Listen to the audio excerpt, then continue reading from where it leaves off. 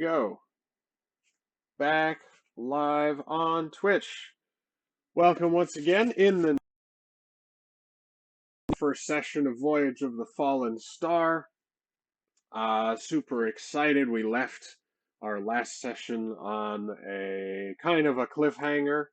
Um, well, yeah. Um, no one was hanging this time, or at this particular moment, though. Yes.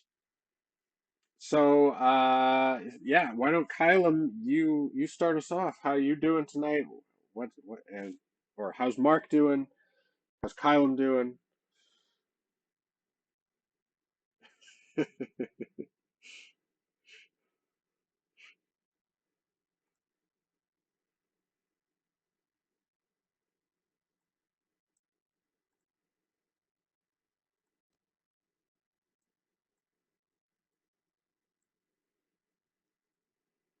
Yeah, yeah, yeah.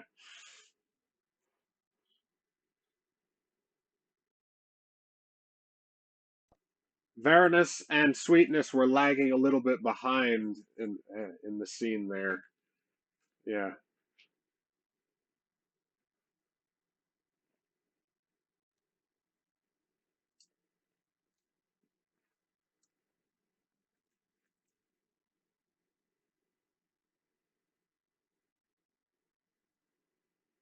Per-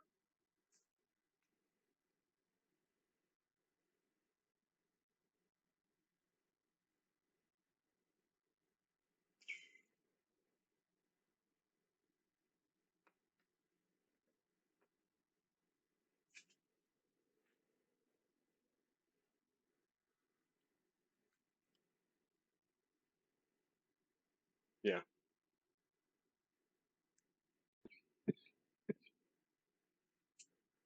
Well, Kylam kept falling.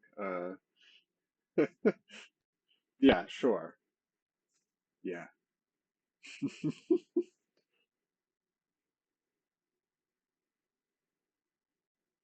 Well, let's have Bungo, played by Ray. Yeah.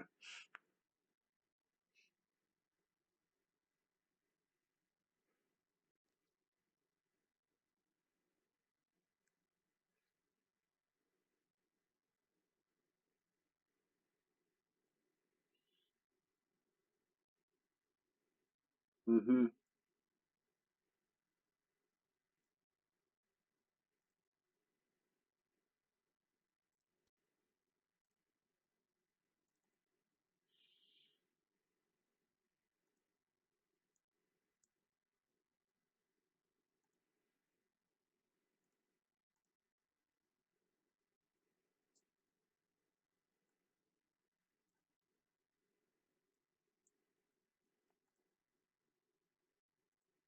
Let's show everyone.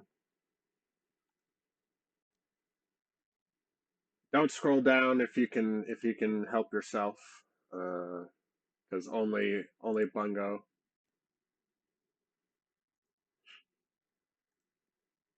Right, two ruby eyes. Bungo, you would also noticed, right, when you wiped away, you brushed away some of the soot that was covering the helmet. There was actually gold underneath, but the soot quickly reformed. Uh, yeah, over the helmet. And what'd you do next?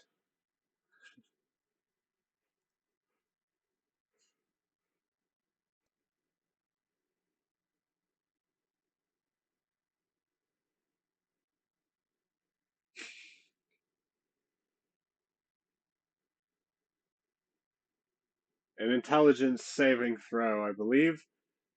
So we'll come back to that. Um, Omarin, Captain of the Cerulean Wind, but kind of out of your element, thousands of feet above the ground, climbing the giant spur.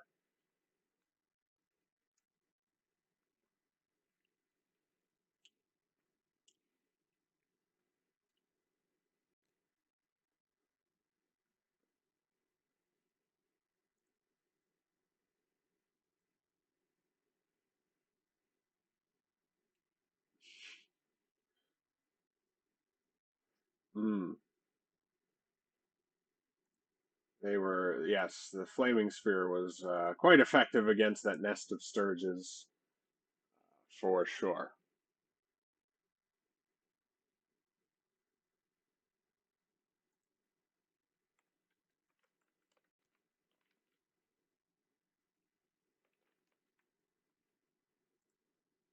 Right. Which I actually just had forgotten to include that measure of protection within the thing. So you can increase your armor class by one. I modified it in the item entry bungo. So it also gives you plus one to your AC when you wear it. So yeah, so that's what Omarin's excited for. Meanwhile, so after this bridge encounter where, the most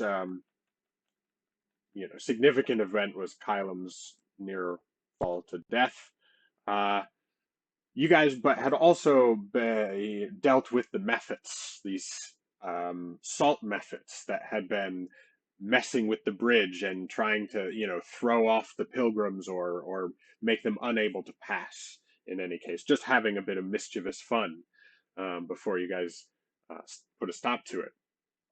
Um, and the pilgrims, as sort of in thanks, told you guys, well, there's a split in the path ahead, right? One was the upway, this very steep, seldom climb uh, passage that goes more directly up. And then there's the round way, which is sort of the normal path you guys have been following for the past day and a half. Um, are Varanus still aching and, scars healing from his wound at the mouth of Aurora? Um, Actually, and Varus, some detail you now notice, and we'll check in with you in a moment. Um, the scales and skin under it around some of the teeth marks has been so badly burned that the scales are not growing back in little spots around your chest, where Aurora had basically bitten you. So you've got, yeah, little now like tiny bald spots of, from her bite marks. Nothing that affects you, mechanically, but eh, yeah. And so, that being the fact, you also didn't want to strain the muscles, which were knitting themselves back together still in a vertical climb. Sweetness and you decided that it might be best to accompany the pilgrims for a bit and take the longer way around, um, rather than the steep way or the steeper way. So that is where you are. You've been, you've traveled with these pilgrims for a couple hours after, yeah. How are you doing tonight, Chad?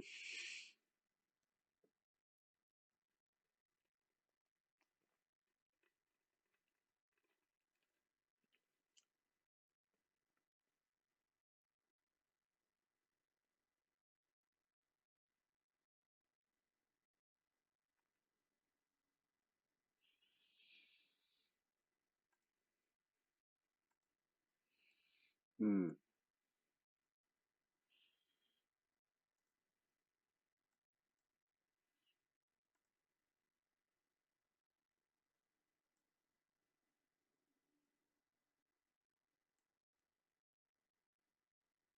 Mm-hmm.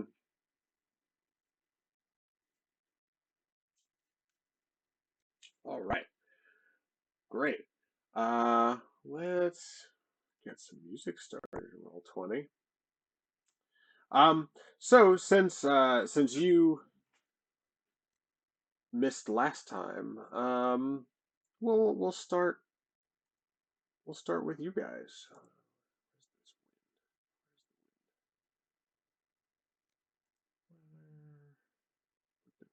Here we go.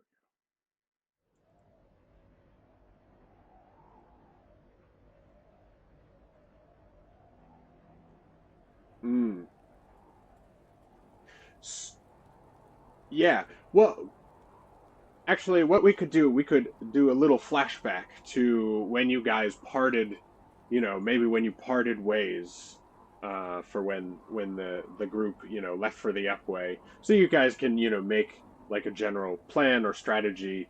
You know that, the round way is going to take Varanus and Sweetness longer, um, but, the upway is going to be more trouble, right, for those climbing.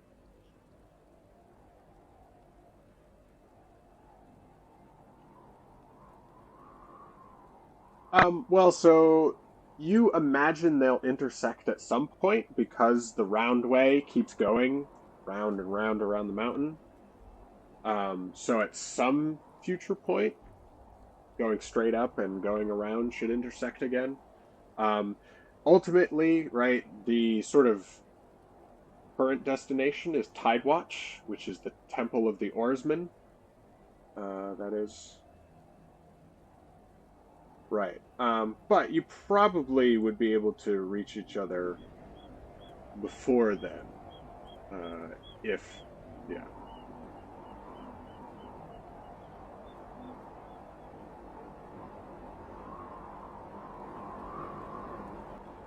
Hmm.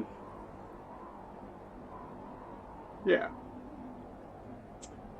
Um, yeah. So you are going along with Sweetness and the clerics, or the not clerics, pilgrims of the oarsmen, right? They're all people that are praying for those that have been previously lost at sea or who are on seagoing voyages, right? Um, and you know, they take looks, sidelong looks at you every now and then because you carry your driftwood shield and staff. Um, mm,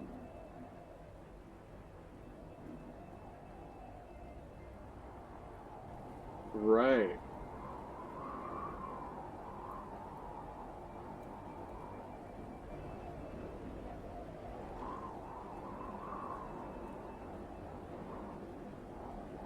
Sure. Very cool. All right. Yes.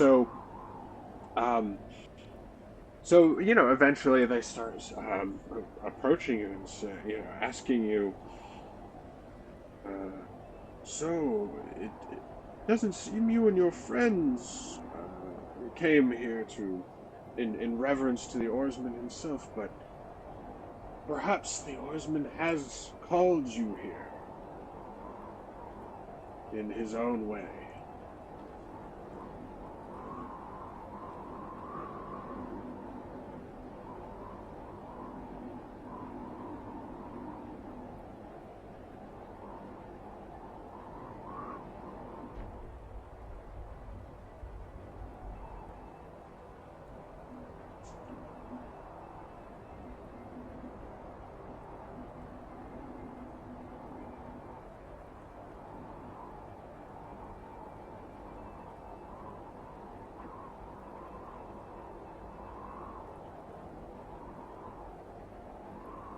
Hmm. Well, yeah, the oarsman, he whether or not you revere him, he has seems to have looked out for you. You seem to be, if not only, and then you find your place to his holiest monument. It is not mere coincidence. Perhaps you are fated to become a servant of the oarsman. You served you served us well today. Well, your friends did. You were a little behind, but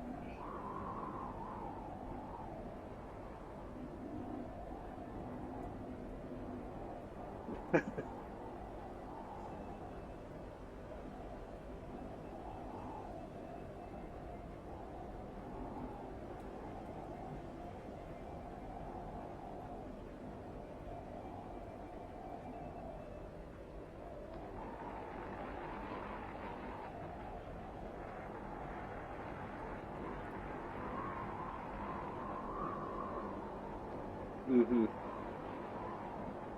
Sure, sure. You can say you have a good background basis. Yeah.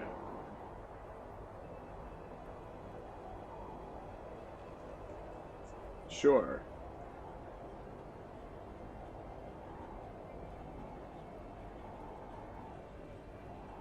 Cool.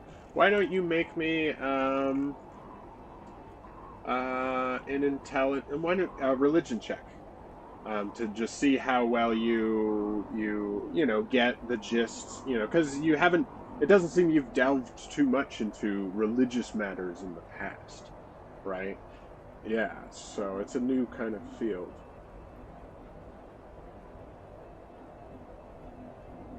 Right. Yeah, yeah.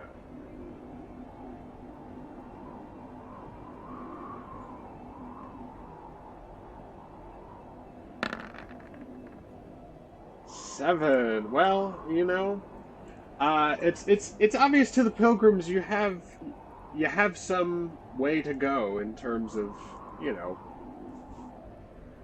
learning things. Maybe they're like, well, practicing wizardry kind of can interfere with your spiritual connections sometimes.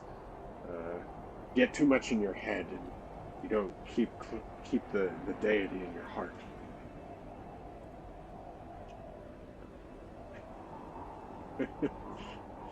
With that wisdom score,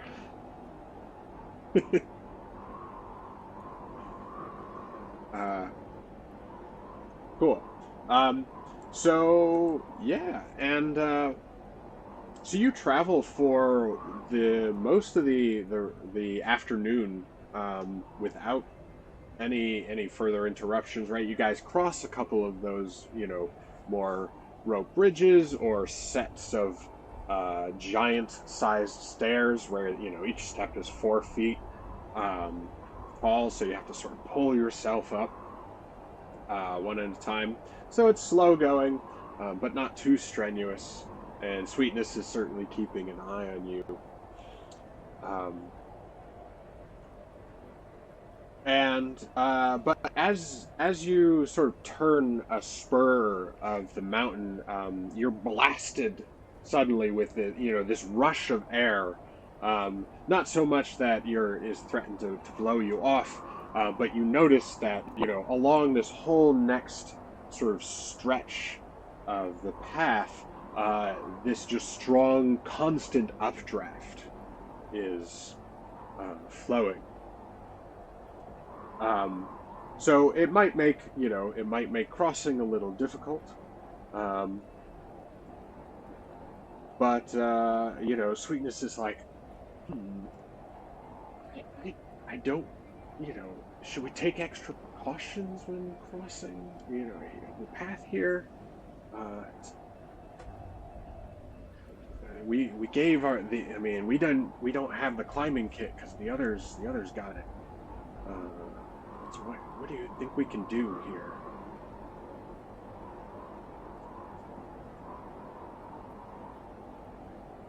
So let's see. Yeah, you're on a pretty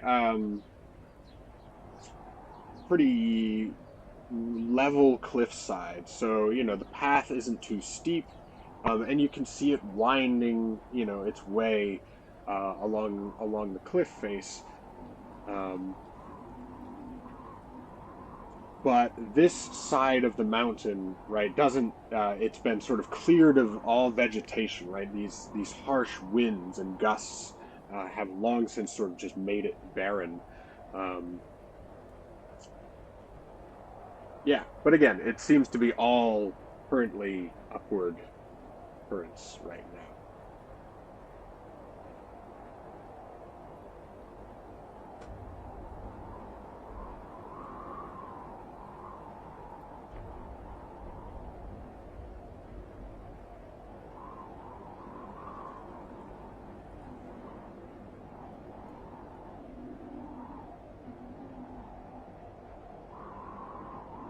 Sure, sure. I mean, yes, just stick close to the edge. Sweetness has his little light pick that he uses, in combat, but he's able to use it as a nice steady anchor creeping along.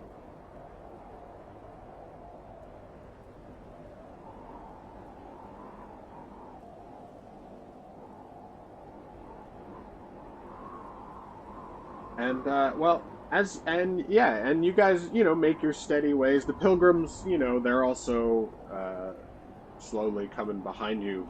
But as you guys are now partway out through this windy area, right? The remains, the tattered remains of your starry cloak are whipping furiously, um, uh, and but suddenly you feel your tome start almost slapping against your leg a little bit harder than you might expect, even in this wind. And although it has a clasp that keeps it shut, suddenly the tome bursts open and its pages start fluttering, um, sort of in front of you. And I imagine, right, or based on the picture, you sort of keep it on a rope or chain, kind of like at your side. Yeah. So it's sort of like almost flapping, fluttering, and its pages are flapping, almost hovering in the air next to you, in this wild wind. And yeah, as you're looking, the pages start to settle uh, onto a particular set, even though again the wind is still moving around it, and you see the runes and the text start almost like flashing with purplish light in different ways. Like the text, it's there. The tone is like, yeah, riled up or something.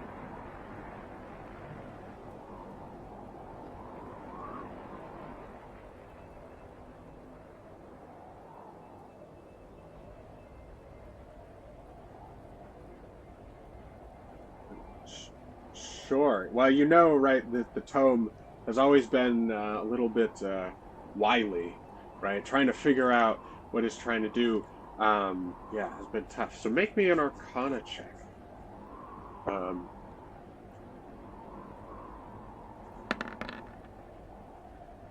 Oh, very nice. So yeah, you catch a glimpse before the book, of these symbols that are sort of floating and shining and rearranging in your book, right? Your own writing is like moving through the pages, like the ink is swimming, and lighting up from the inside. But you're able to get this like this geometric vision in your mind, and it hits you. It's just the tome is like communicating featherfall.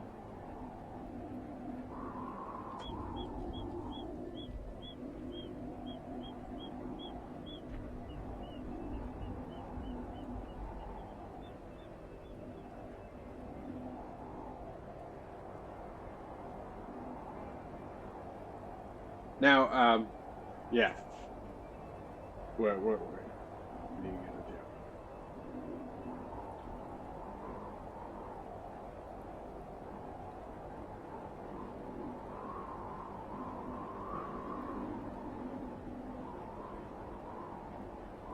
Well, it's a reaction, so that's sort of always the case, right?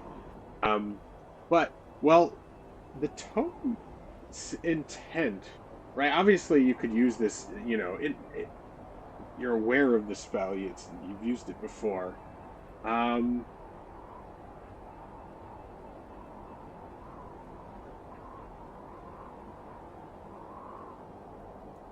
and you know,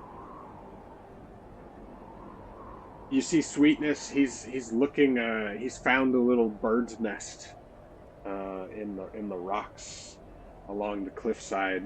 Doing his naturalism thing. He's taking a quick sketch and looking at. There's some broken eggshells, and he picks up a feather, and the wind catches it, and it gets pulled up the side of the mountain.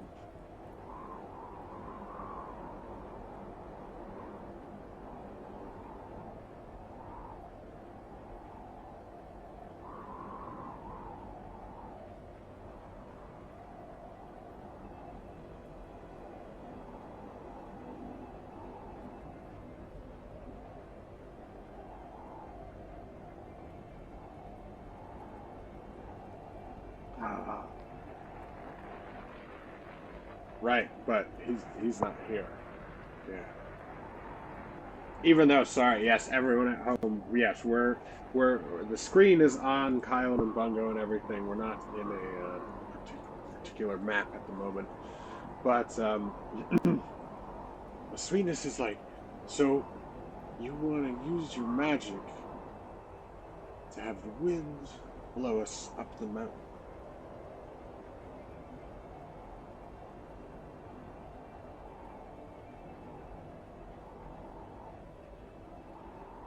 But what if could we also make a sail, like to help?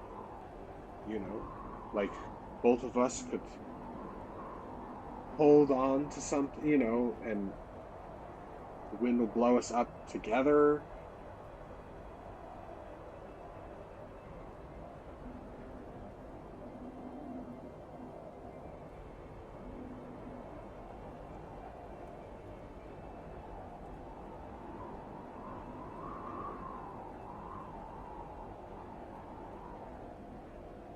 Hmm.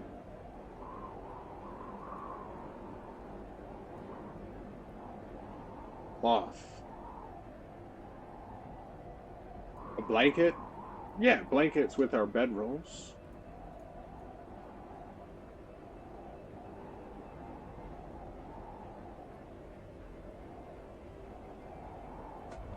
All right. Well, who's got some tool proficiencies?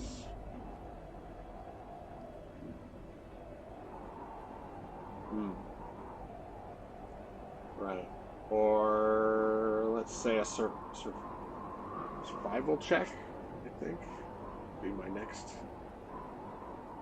I'm looking at his sheet. Yeah, he has surgical tools, thieves tools. Yeah.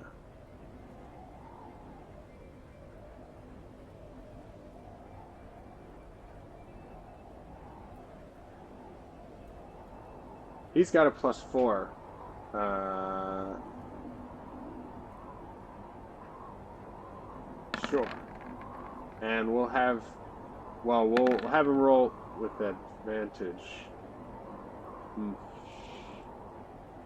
For your help. Well, after you guys try to get the blankets and a little like makeshift frame going on, and then you hold it up and the wind just blows it against the wall and it falls apart. And Sweetness is like,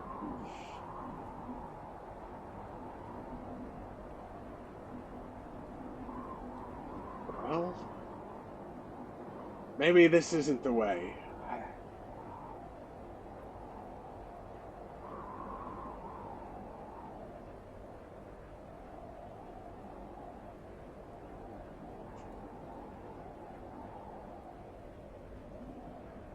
Gust of wind.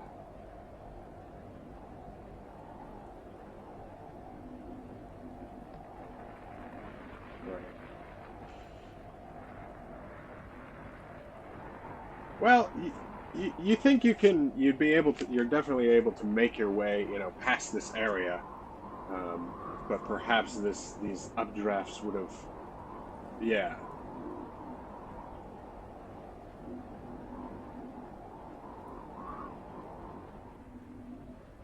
All right. Uh, well, so yeah, you and Sweetness are a little disappointed. He's like, you can have my blanket.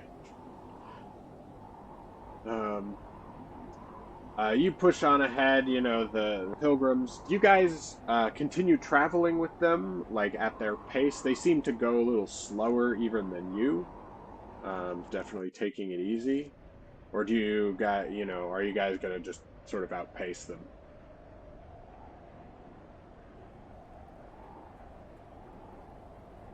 Hmm. Yeah. Yeah.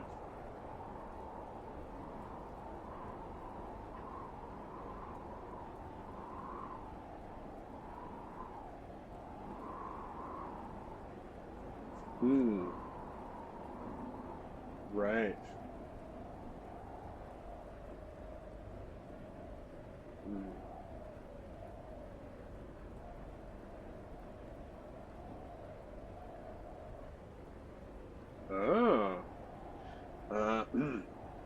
they all look and they're like,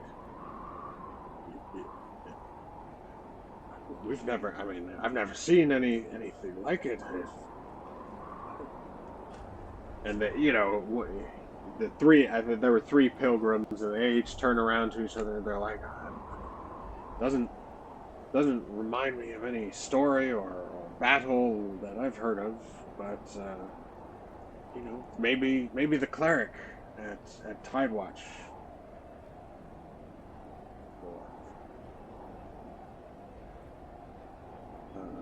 But it's if this is a mighty portent to carry such a beautifully crafted and magical artifact. You should obviously take great care, and perhaps it will lead you to things that you might not expect.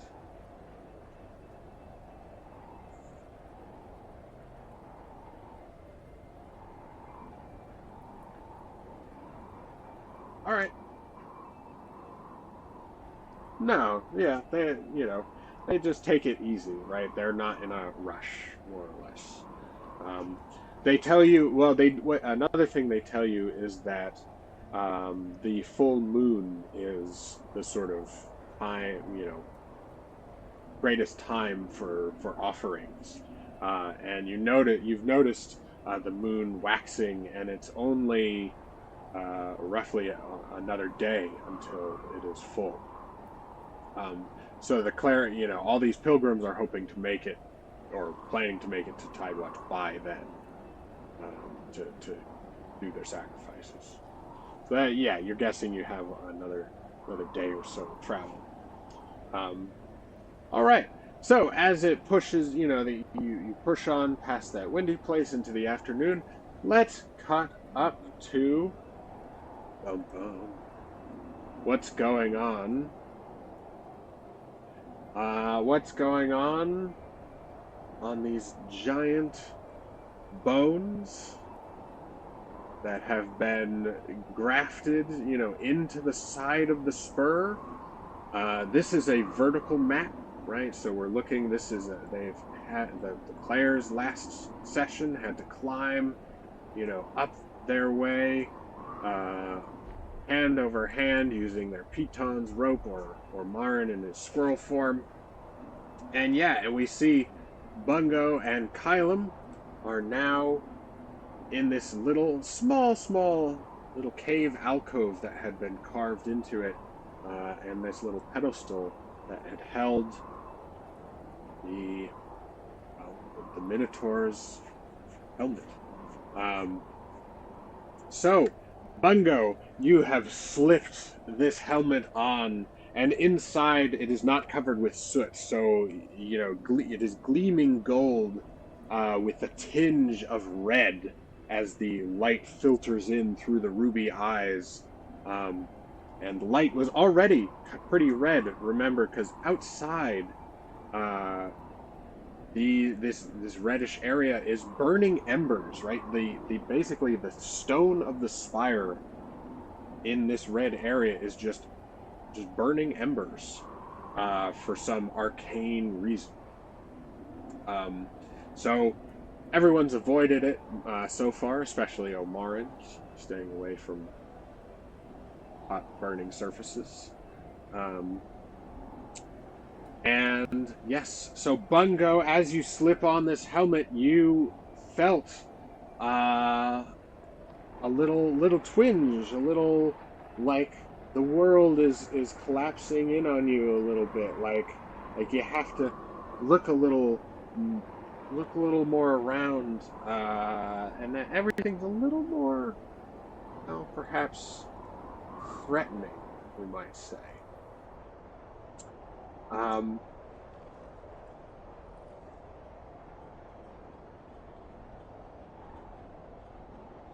And give me another intelligence saving throw, because I forgot last time. This is a fear effect. So because you are a brave halfling, you have advantage on such saving throws. Intelligence, yes. Hey! Oh. So, as you know, you start to feel this paranoid fear start to creep in, almost as if like you almost had this thought that Kyle was about to like shank you and steal, the helmet, the compass, everything, and just leave you alone in this hole. But maybe you hear Magnus's voice in the background a little bit, or your stout halfling heart sort of gives you that extra little bit of reserve to shake off whatever magic this helmet was trying to seduce you with.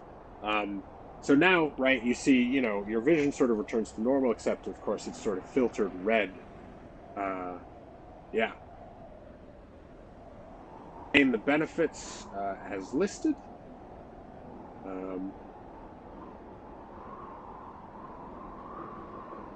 No, so as you put it on, you seem now that all of its properties have become, at your command.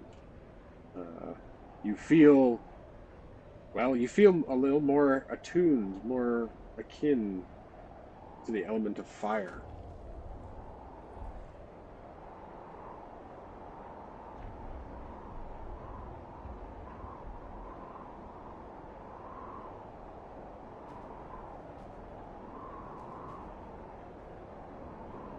Soot.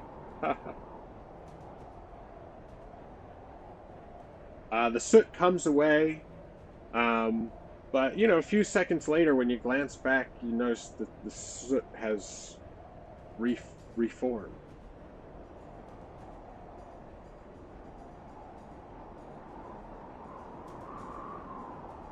And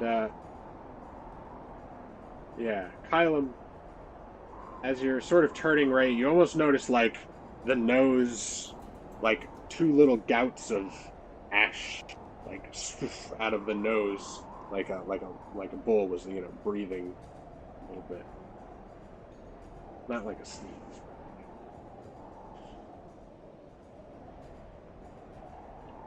All right, well, so Bungo, luckily, avoiding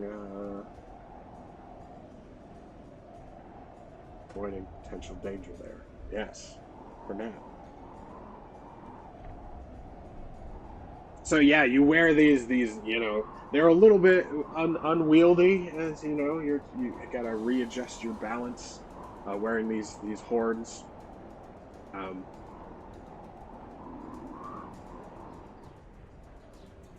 mm.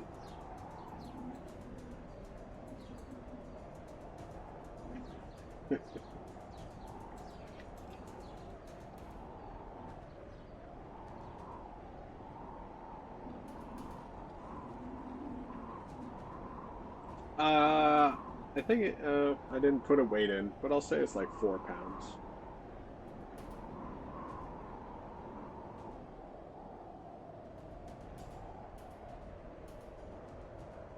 Uh,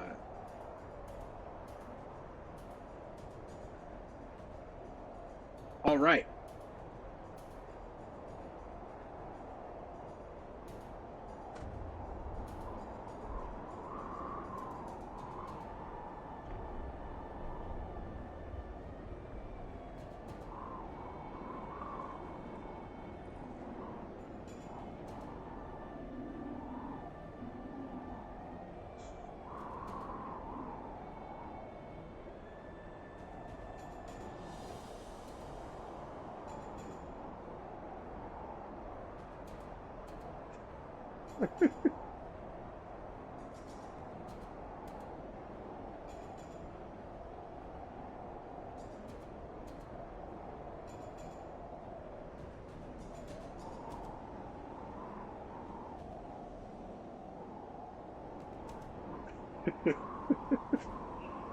All right. Well, to get out of this cave and back up, sort of on the normal cliff face, let's have an athletics check from both of you.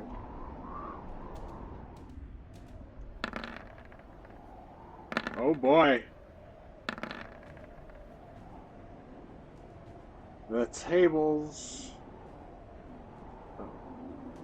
Oh, halfling luck did it again. Woo.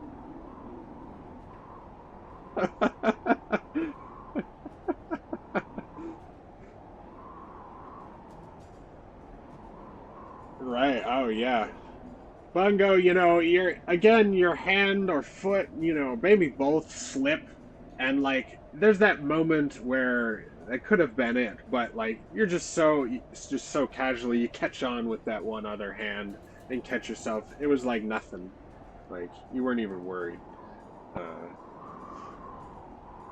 all right, so you guys make your way back up to the captain. He's, sort of sitting on a little ledge here. So you guys.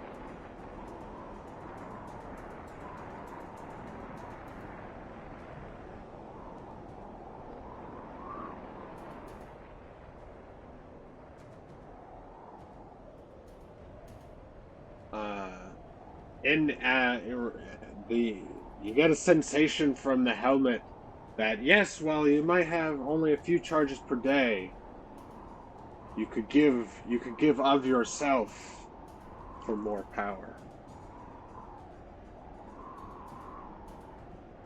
Should be in the second paragraph. Yes.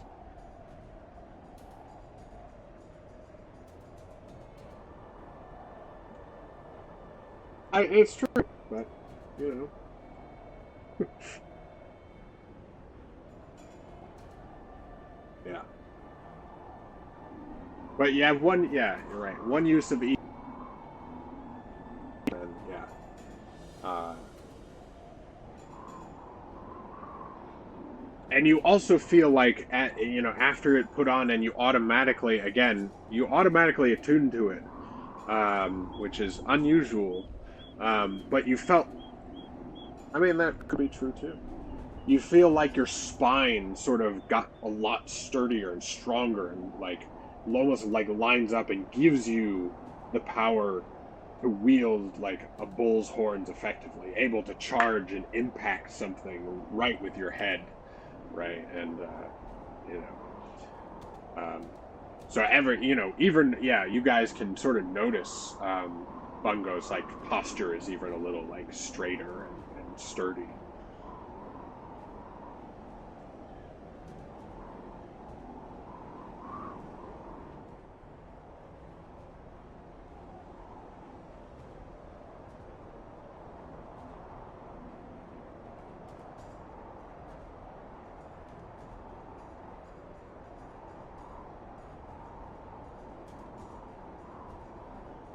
So, if you recall, that's where some of those gray oozes had been coming out. Uh, well, no one's climbed up to look in. All right, give me a perception check.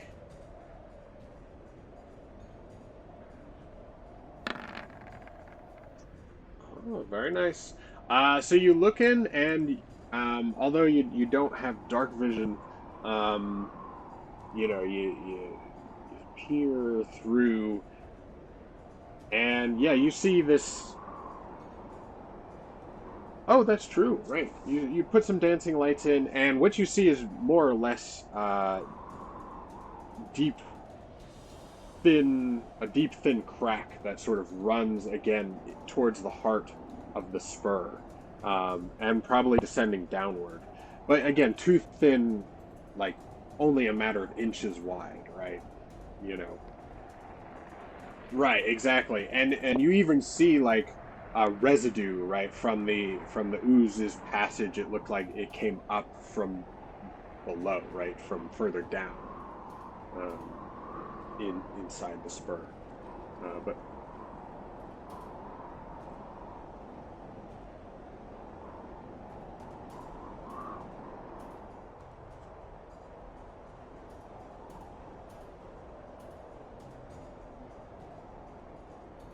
it corrodes metal very quickly.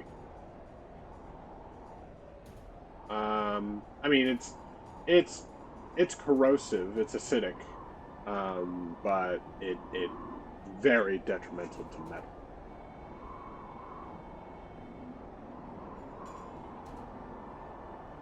Yeah, I mean, or your snake hit points would get used up, and then you turn back into a human in a crack and suffocate.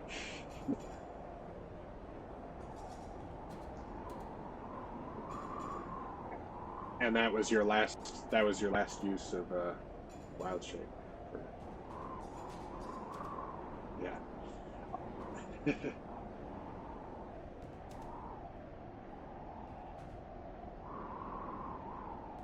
Yeah, basically, you guys were climbing north upward, on the map, vertically upward. And remember, you guys had also recovered some valuables from this poor climber. He had been like trapped by the oozes, right, or killed by the oozes, or Sabungo. I think you had picked up some potions and things like that.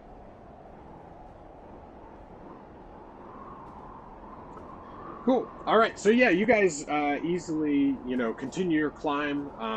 It seems that the most harrowing parts are behind you. Um, you make it. You go through some difficult sections, but well, from the experience you've already had, it's uh, nothing that terrible. Um, so you eventually arrive at a pathway, right, where you've come up and now you've intersected where the roundway, um, meets the upway, and there is a little carved shrine, just carved right into the rock, just 5 feet, pretty shallow, dedicated to the oarsmen. So there's this statue of a figure, again pretty weather beaten, holding an oar, and it looks like probably this oar has been replaced at some point, or maybe many points, right, as time has weathered away uh, the yeah weathered it away.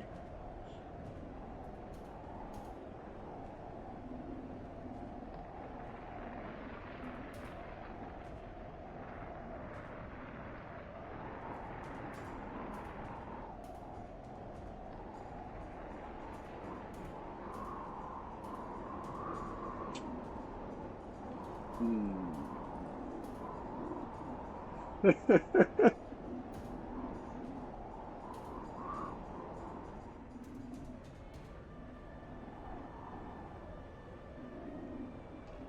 um, based on what you guys heard before, it's normally a 3-day climb. You guys have climbed now, roughly about 2 days, but you did take a slightly shorter route. Um, so it would probably be at least, a couple more hours. Yeah.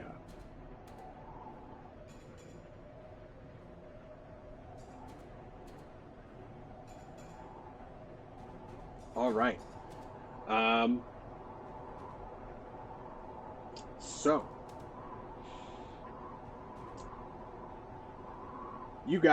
so you guys decide to push on through up to Tidewatch.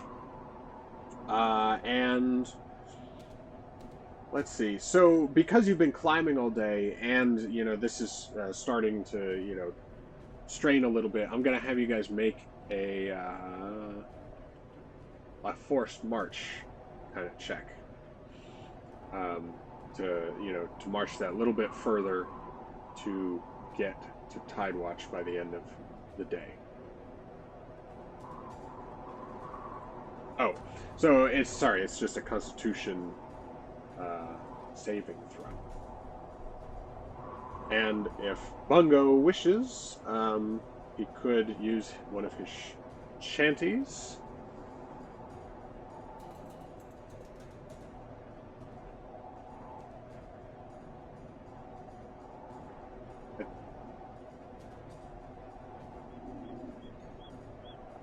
Yeah. So yeah, well, everyone gets to add a d6 using. So what's Bungo's shanty to push on final bit up to Tidewatch?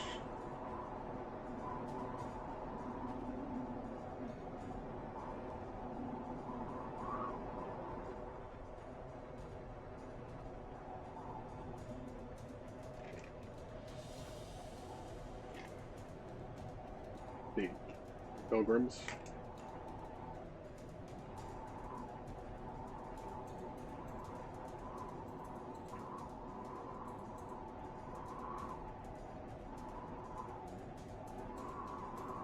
Well, they said no one goes up there, No, yeah. Uh, Still need a Constitution save from Bungo. And a d6. Bungo's on it tonight. Wow. Kylum, however, again, climbing and just maybe it's just because of your ever-present armor. Just yeah, it's been on. Yeah, you gain a level of exhaustion.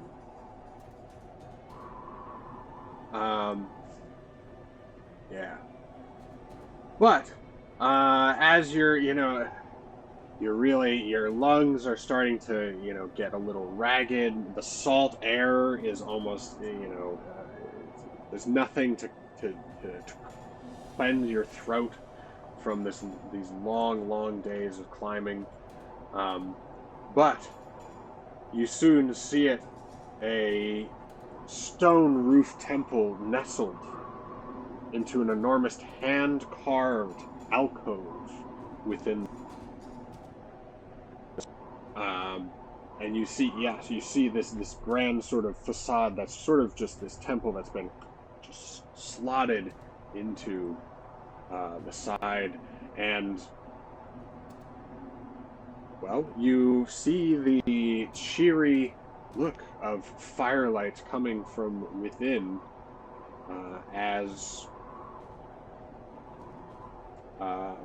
the sun is setting and dusk descends upon the outer spur.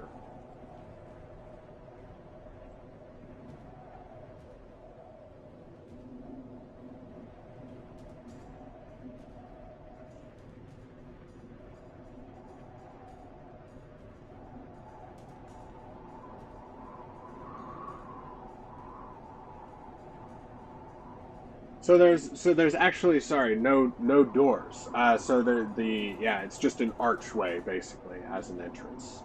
To Sure.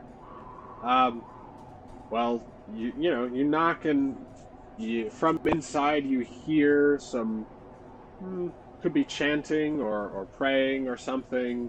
Nothing directly in response to your knocking. But then, from further in, sort of echoing throughout the stone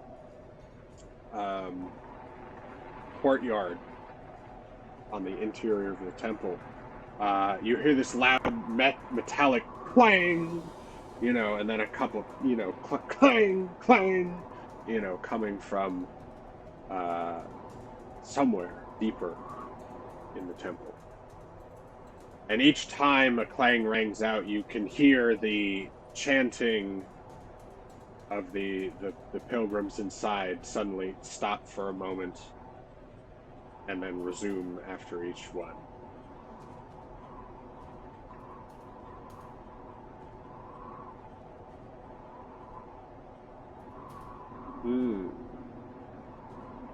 Sure.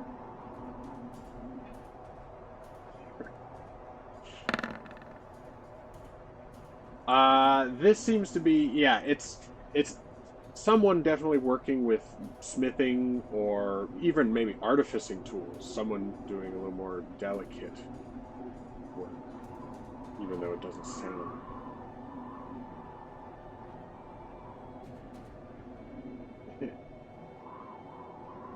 Yeah, exactly.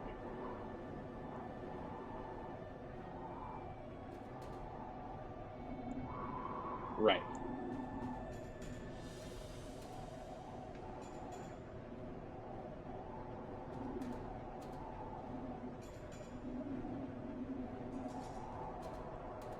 All right, and you guys head into Tidewatch. Um, yeah, and let me just switch us. Right.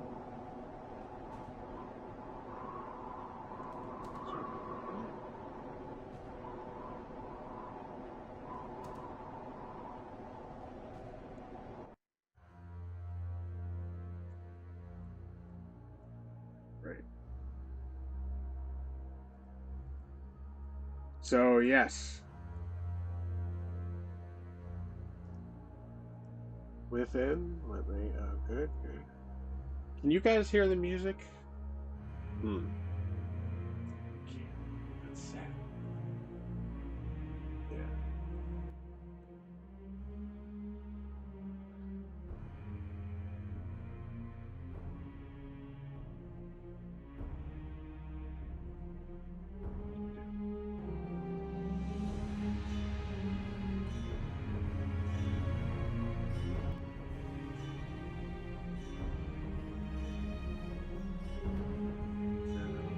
Still like it. It might be something with OBS that makes it mess up for me. Oh well. I'm glad you guys can. Okay.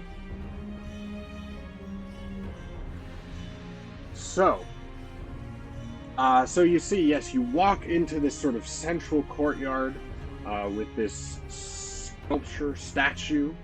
Would presume to be the oarsman over on one side. Someone, an adult woman dressed in cleric's robes, sort of stands in the center. Let's see. And with a bunch of these pilgrims around her.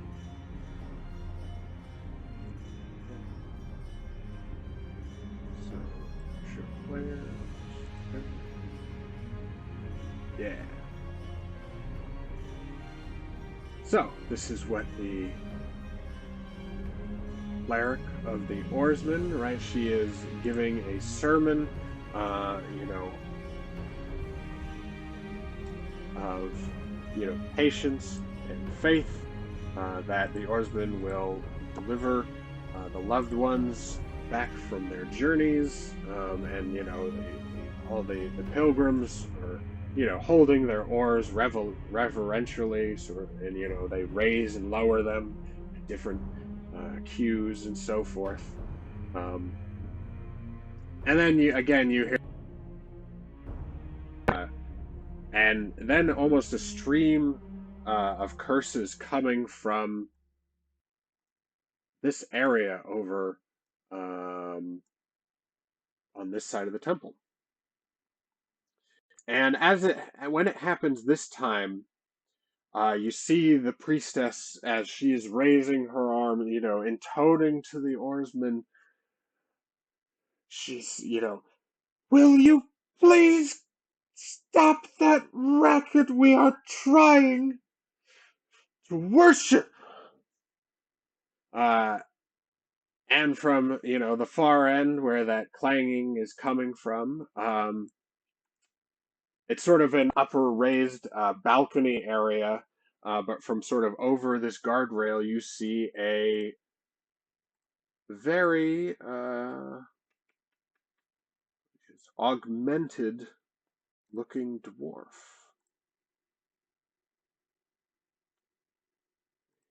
Show everyone here.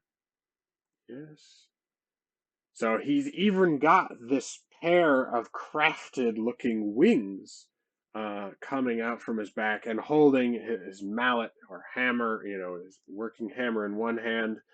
Uh, and he gives this dwarven rude gesture over the handrail. He's like, "Why don't you go kiss the oarsmen down by the rivers like you like to, Sister Selka? But Tiger has no time. Life's work is near at hand."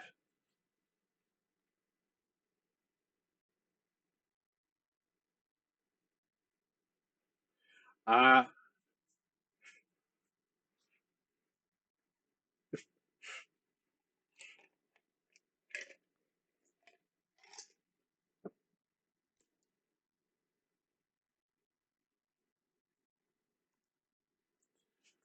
so exchange a few insults to each other, and then go back to their own things, quiet down.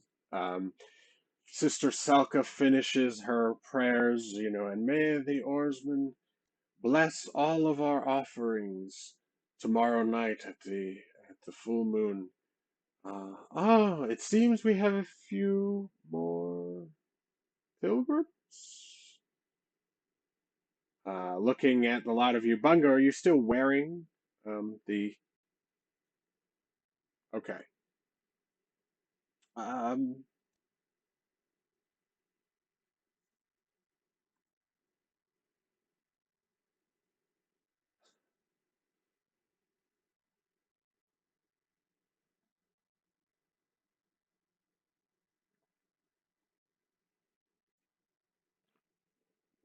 I think you guys are pretty close.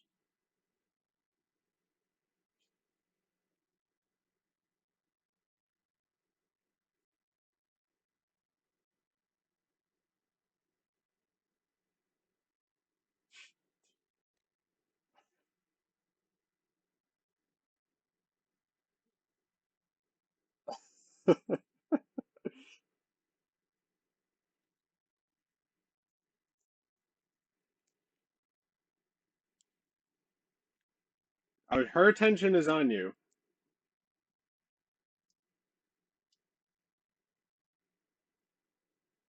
Oh, yes? You came to bring an offering for the oarsmen?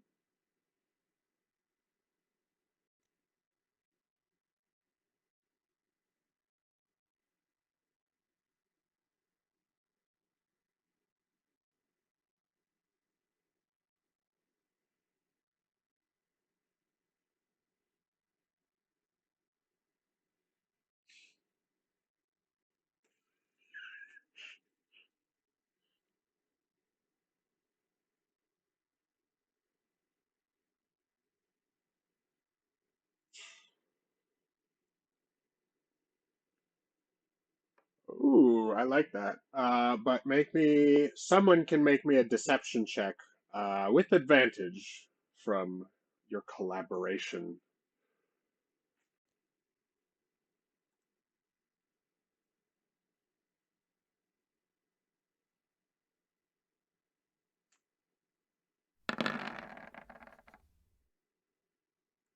Oh, no, 15. Right, right. Uh, you know, all right. I had a look a bit unorthodox for worshippers, but, well, all types need the oarsman's help. I'm sure this we can offer rest and respite here. Um, I hope your business will not be too intrusive in Tidewatch.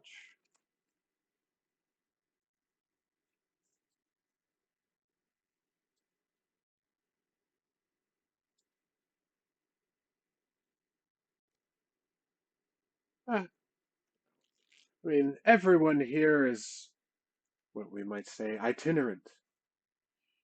We all come and go in our own time. Even me, I only arrived just this month because of the Great Ascension. She raises her eyebrows a little bit.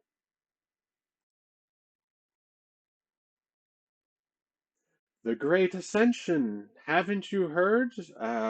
Last month at the full moon, well, the all of the oarsmen's faithful at Tidewatch were taken up by the oarsmen, so decree the high clerics.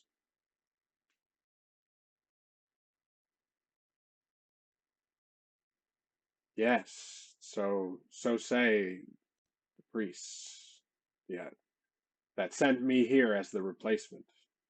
Uh, you can see she's. I mean, it might be fairly obvious. There's a party line coming from above that is at least somewhat skeptical of.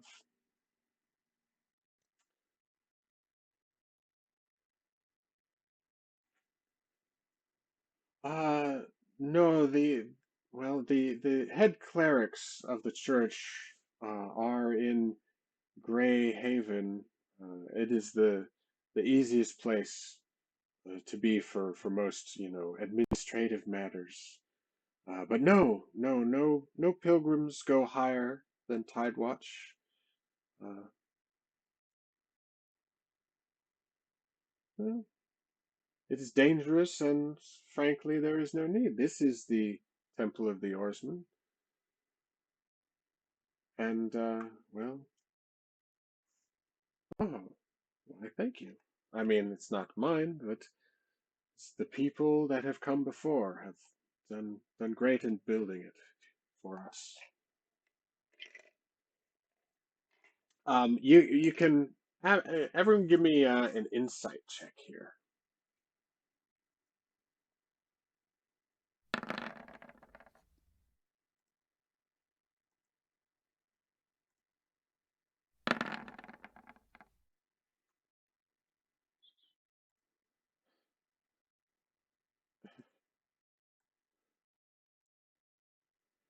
Well, yeah. So yeah, more or less, what you're sort of picking up on is you really notice she is tired, right? There's marked like dark circles beneath her eyes. She seems a little unkempt. She's done a good job to keep her composure for the most part, but the subtle signs are still there that she's fraying from you know the responsibilities thrust upon her. And you look around and you see the number of pilgrims that seem to be around in here look a little like more than what this place usually can take. There's like sort of makeshift cots in a few places. And yeah, it just seems, everything's a little more crowded than is comfortable.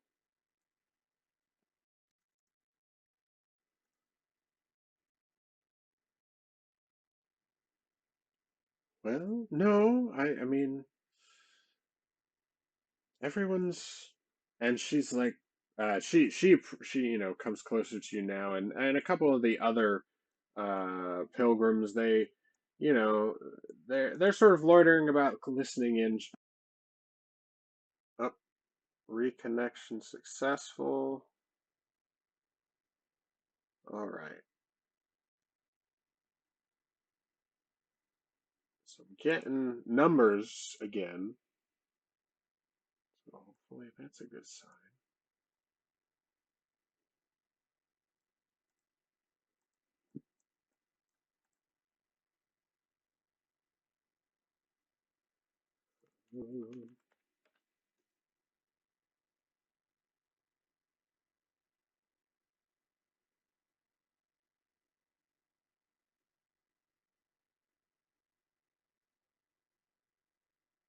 Yeah, I don't know. Looks like I'm live.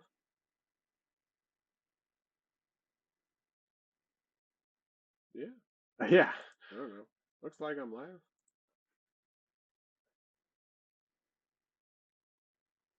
Yeah. Yeah. I don't know. Looks like I'm live. Yeah. Right. So Sister Selka was, leading you towards the balcony. Oh, Uh, so yeah, it's a, 30-foot balcony which overlooks down, over the mist of the giant spur, the bottom of which, disappears below you, um, through the, just the intermittent pass of clouds and mist and, different forms of precipitation. Um, yeah, and so Sister Selka comes out and, well, she says, "Look, yeah, I was sent here, to manage the temple.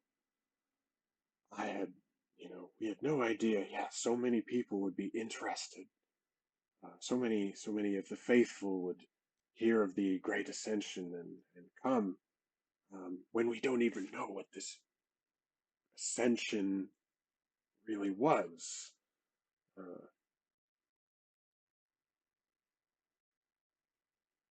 I mean, yeah, I mean, the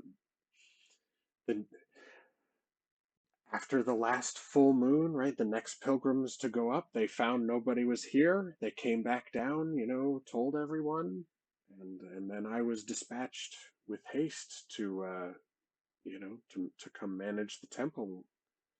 Um, I I cannot say.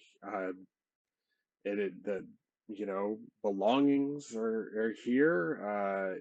This place was left kind of a mess. Um, but it's not like the people, yeah, some personal effects were definitely left behind. Food, was still on the table in some places.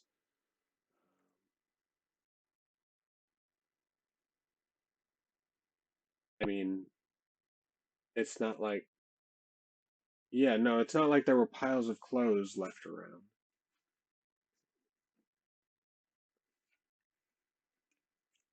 Really?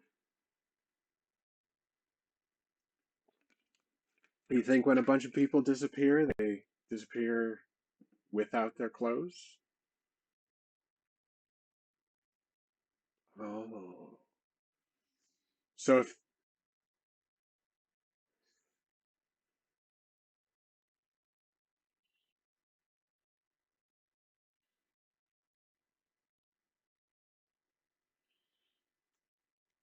um,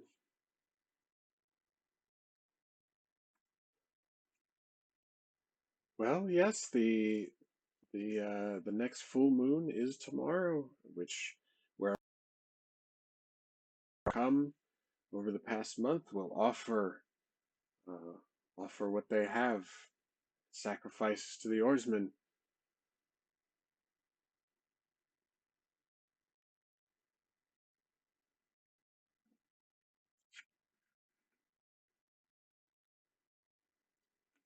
As you mentioned,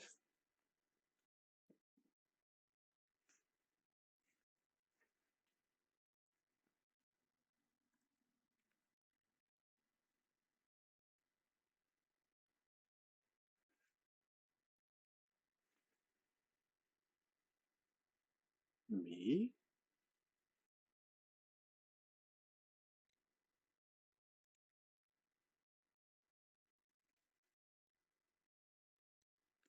Well, but this, yeah, I admit I would I have my own doubts, but I cannot. I, I I must remain to do my duty and stay steadfast in my faith that if it is the ascension that I, the oarsman chooses me, yes. But, but, here's a counter offer. Perhaps you could look around, uh, investigate. You know, that on your own. Maybe you could find something that I missed. Especially, I've been so busy with the managing the pilgrims. I of course couldn't launch any sort of investigation uh, in the time I've had. Perhaps, yeah, you could find out. And you hear a bunch of dwarven cursing echoing out of Tidewatch. If you could somehow convince that godless, loud dwarf to leave my temple in peace, I would be forever grateful.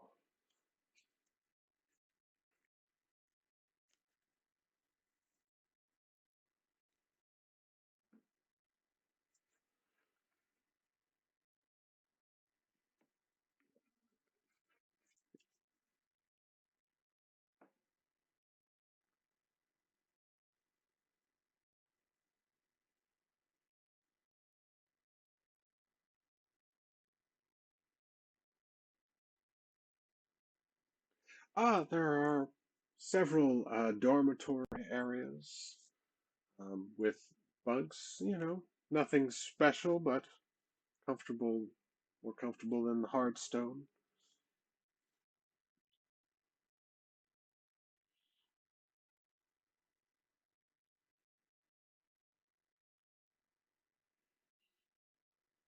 Yes, I believe most of us will be taking to bed soon, now that dusk has fallen.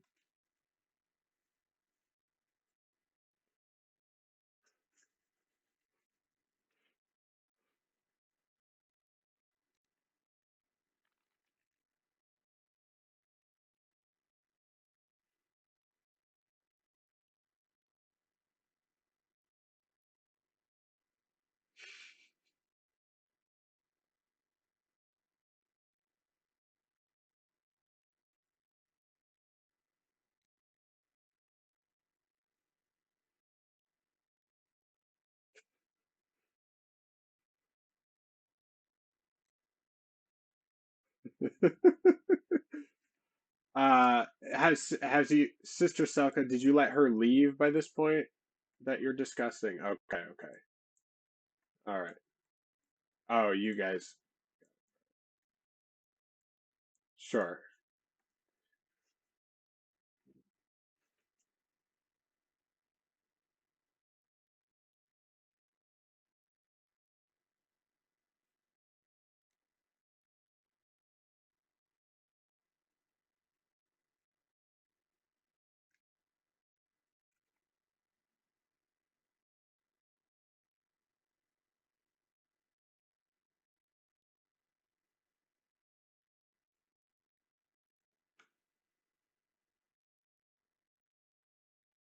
Hmm.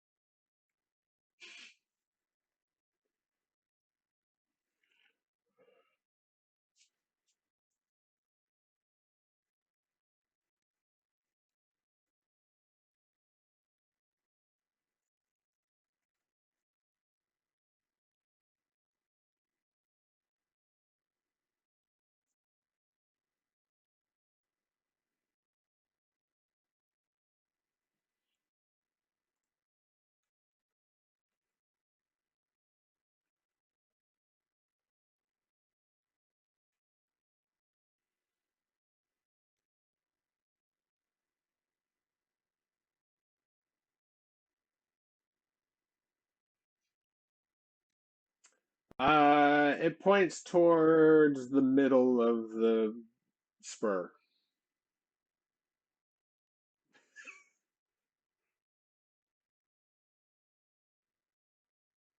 Yeah, yeah. So as you tilt it, it points more or less towards the upper middle of the spur.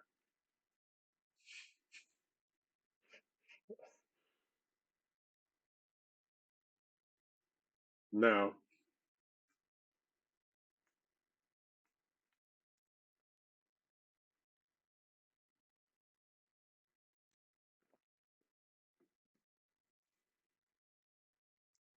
Yeah.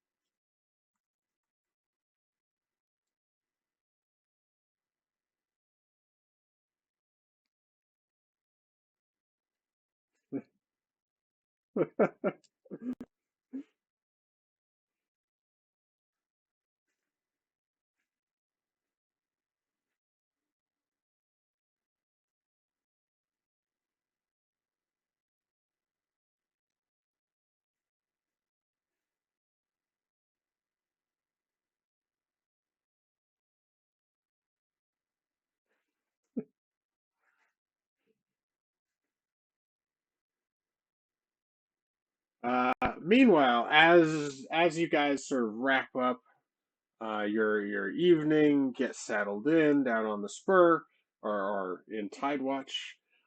Further down the spur, we have Varanus, Sweetness, and their uh, oh, that's Pilgrim Pals. That's a good term for them.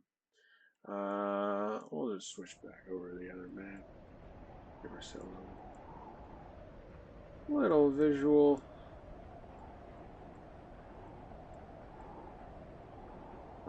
Magnus not here. Magnus. The camera.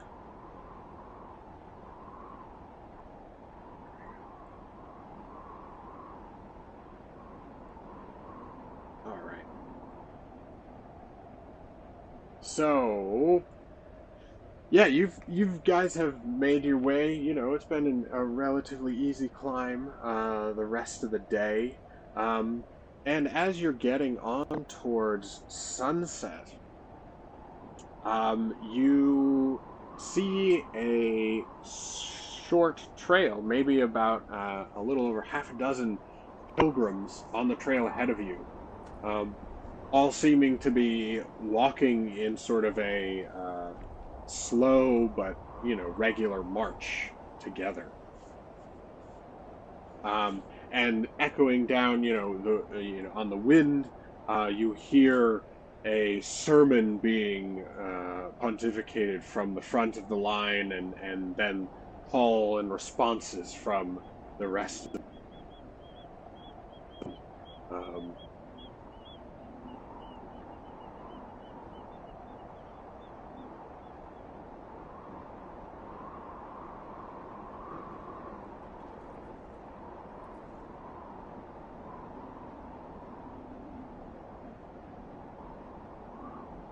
Well, so the Ascension is a new event.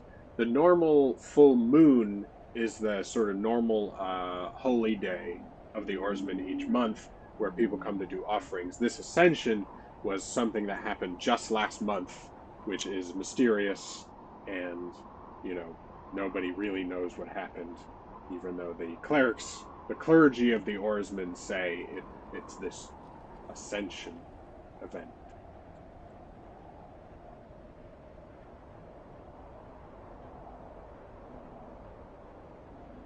Um,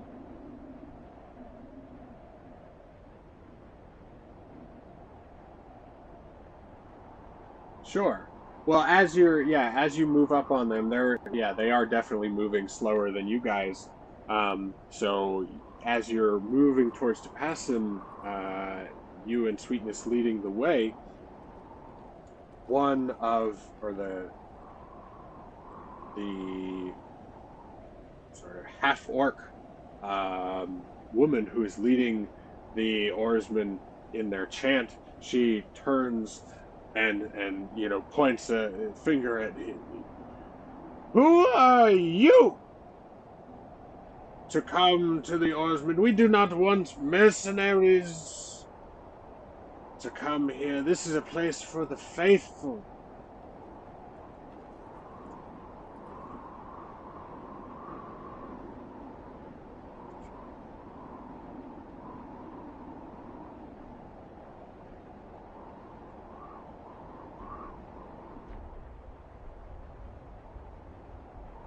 Oh, really?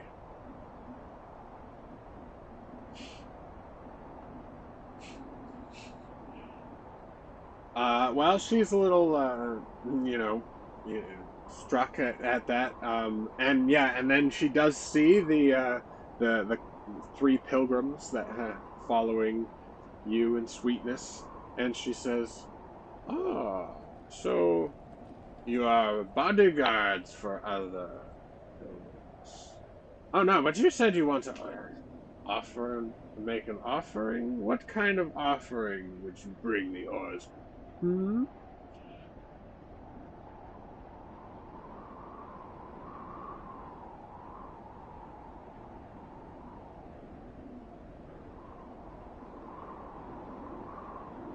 Hmm.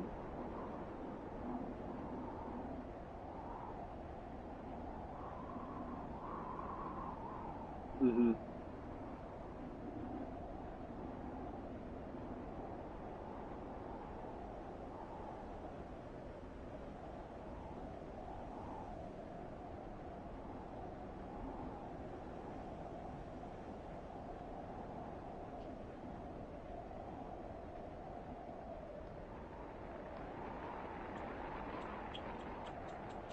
That you don't know proves your misplacement of yourself on this holy site. You would come here not even knowing what to offer to a god?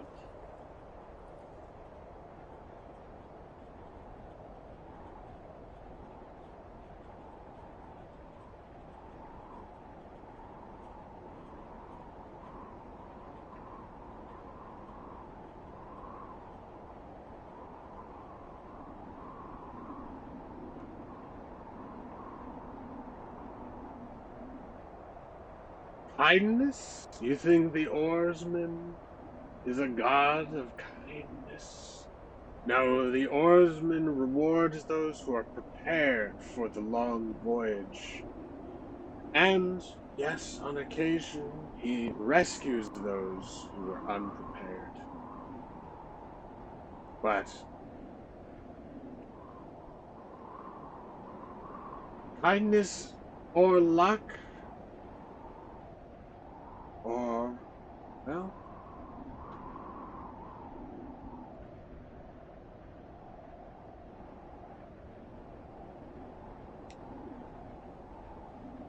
but, and this she taps her. She also has something of a driftwood like rod She taps it against the stone.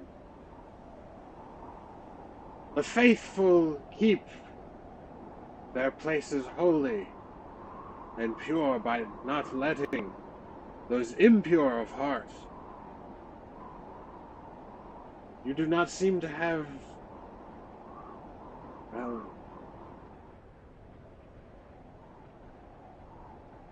views that are aligned with the tenets of the oarsman. And yet you say you bring him an offering.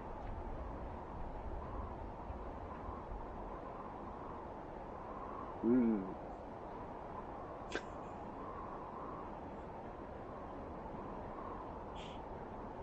Sure. All right. Well, she tries to block your way.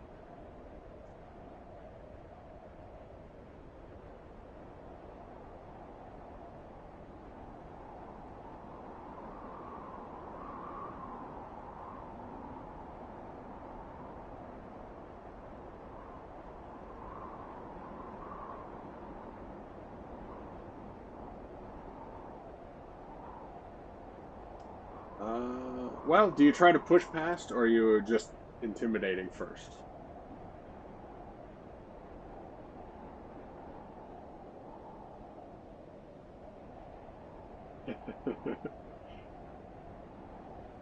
Why don't you make me a strength intimidate check?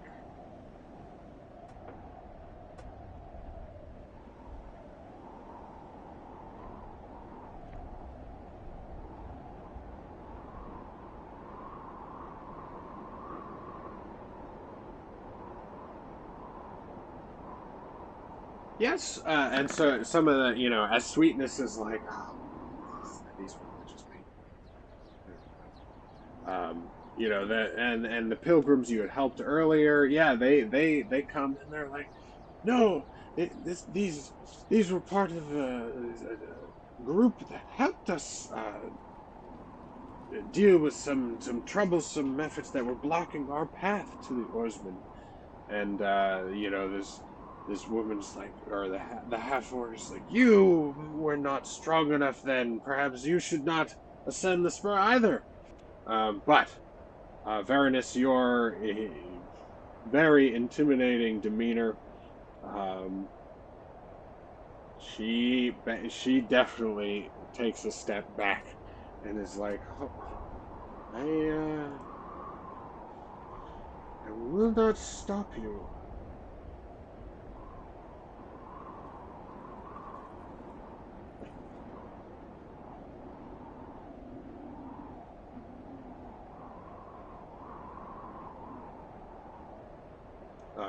All right.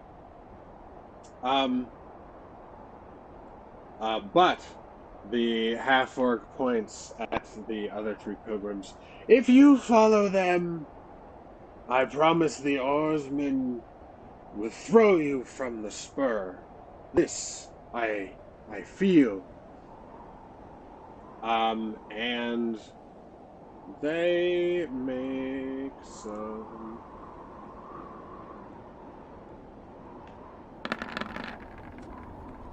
Oh boy.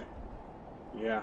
Only one of them is like tempted to stick with you guys, and he's like, after the other two are very much get in line behind this preaching uh, half orc, he's like, I'm sorry, God, I would stick with you, but you know, I don't want to risk being not getting up to Tidewatch, you know.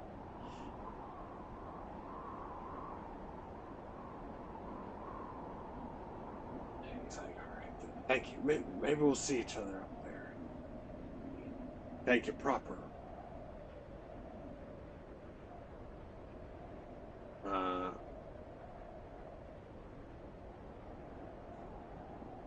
all right. So yeah, you travel um, until this set of evening. You're guessing Tidewatch still might be several hours away. You could try to push through, um, or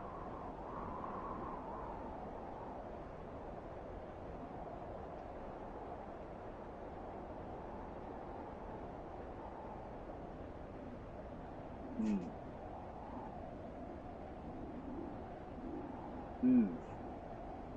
Okay. So, all right. So you guys continue on the roundway. Why don't you give me sweetness? He's like, well, I'll do what I can to keep us going and alert. So he gives he gives you some like some weird smelling stuff. He cracks it under your nose and like this will give you a little extra kick on this walk up. So yeah, you can give me a Constitution saving throw uh, with a D4 added to it. All right, Sweetness gets it easily. Excellent, and you do so as well. All right, so you guys push through for the first hour. Darkness has fallen, and yeah, neither of you with innate dark vision, right? You both strike up torches, um, and you start feeling a um, slight change in the wind, and suddenly you smell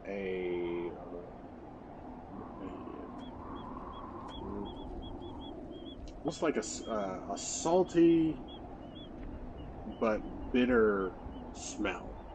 Salty, yeah, salt and bitterness. This odor hits you, and in the light of your torch, like 20 feet ahead of you on the trail, you see this just smear of slime across the path that you guys are traveling. Um, yeah, this like just this trail of goo that's like just 10 feet long, smeared across the path, and sort of as you look up, you notice it sort of it continues up the side of the cliff. It keeps going upward. This trail of slime.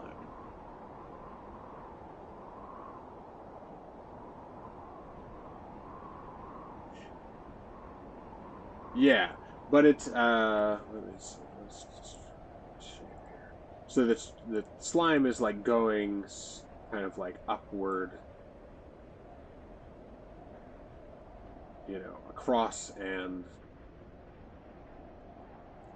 up the side, right, of the cliff. So it's like across the path and up the side of the cliff. So it's only like basically providing a 10-foot sort of long obstacle um, across the path ahead of you.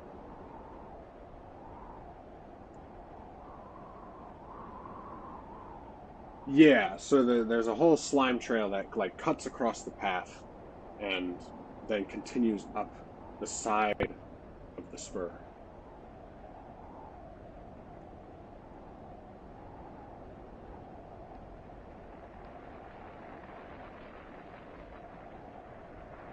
Hmm.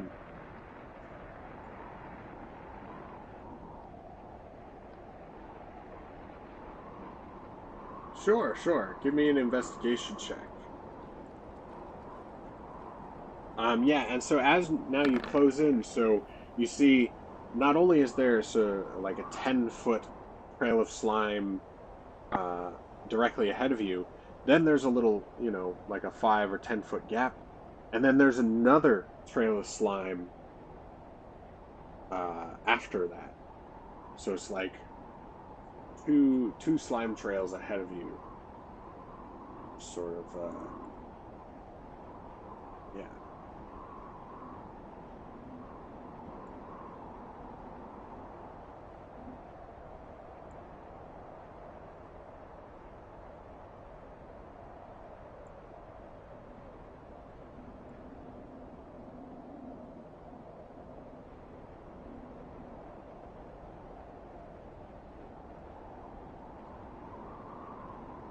Hmm. Oh yeah. So yeah, right. As you start waving your torch closer, right? The slime definitely just starts bubbling, boiling, and um, so it's not something that's easy to get rid of. And Sweetness is like, this reminds me of what happens to a sea slug brand.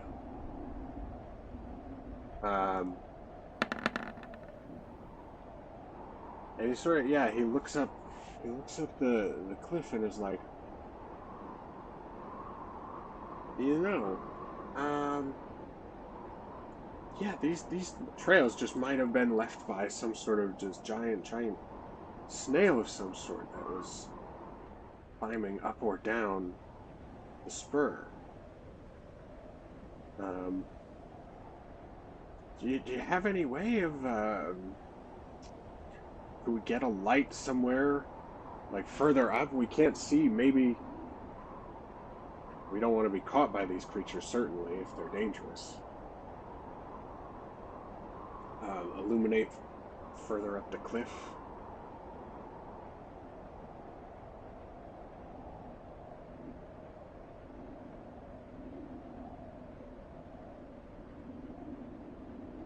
Hmm. I mean, maybe, yeah, you could hit a piece of brush or something.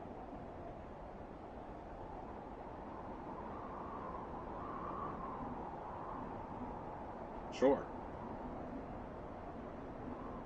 Yeah, just make me an attack roll with that fireball.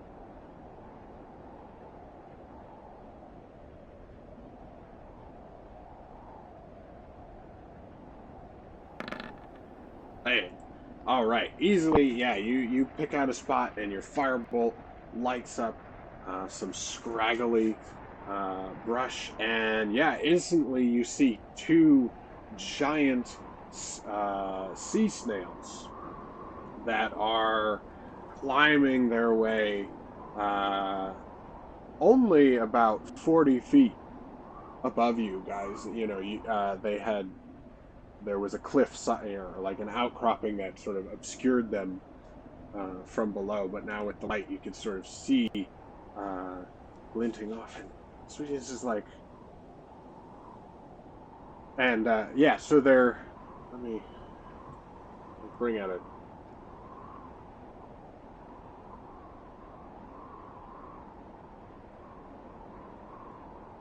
Oh yes, that's what I hoped you'd say, Baroness.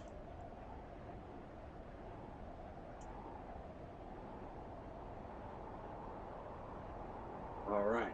So yeah, we're just gonna need an athletics check to um, climb up to their level.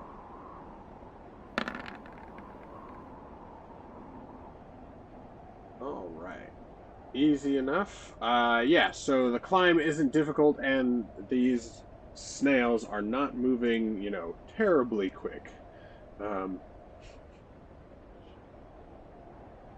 yeah, so, yeah, the shell itself, right, is covered in, slightly covered in barnacles, but nothing too, you know, too bad that's going to injure you.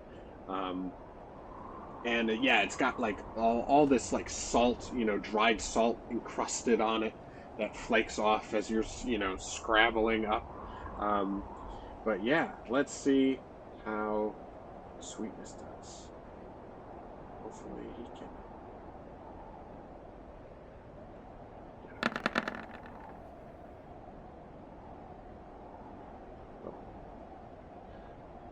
All right. Well, he slips a little bit.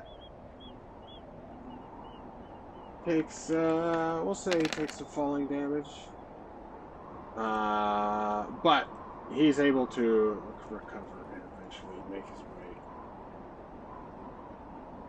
Yeah. No, he just he lost his footing, slipped back down to the path, and sort of, you know, twisted his ankle a little bit.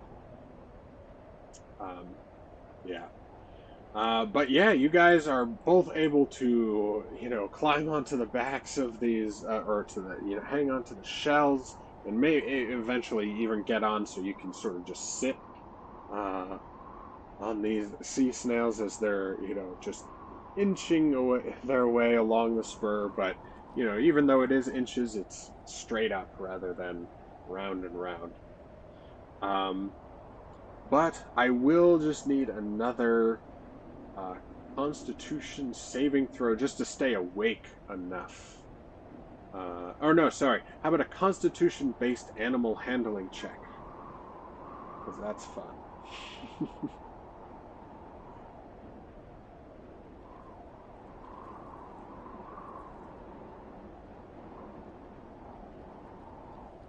See, yeah, just all right. Yes, but sweetness is a little too. Yeah, well, a little. No, he's actually a little too paranoid, right? He's like on too much edge. Yeah, he's like, oh, he's worried about slipping off, right? This shell.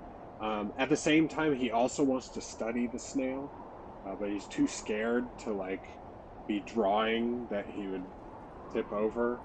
Um, so he's on edge, and so he also takes a level of exhaustion. um, as you guys push on into the hours. Um, and yeah, you guys also eventually, or now, as the moon. So the moon sort of peaked around 7 p.m. or so. So by the time you guys get to Tidewatch, it is closing in on the western horizon. Uh, Probably about 3 a.m. Fairness and sweetness roll in at Tidewatch. Yeah, all the pilgrims are laying around in different different places, obviously in the dormitories, different areas. But yeah,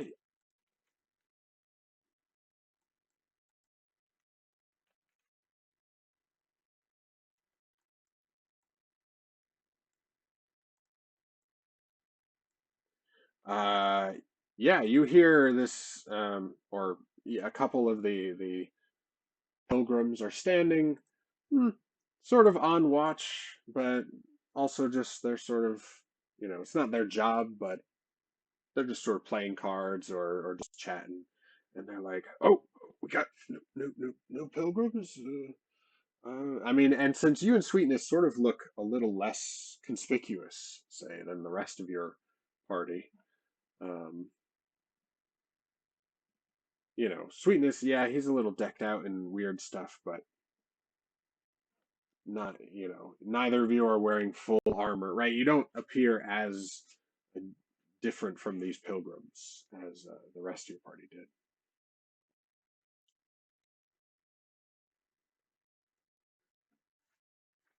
Mm.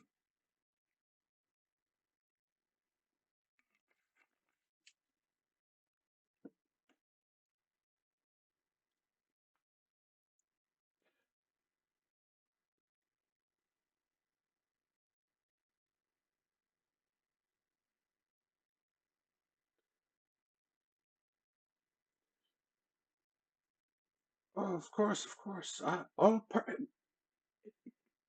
Were you? Did you have companions that were ahead of you on this? Yes,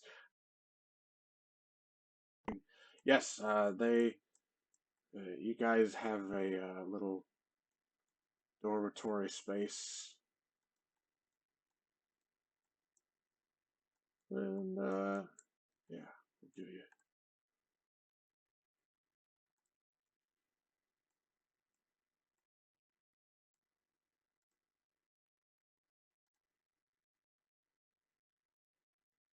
right.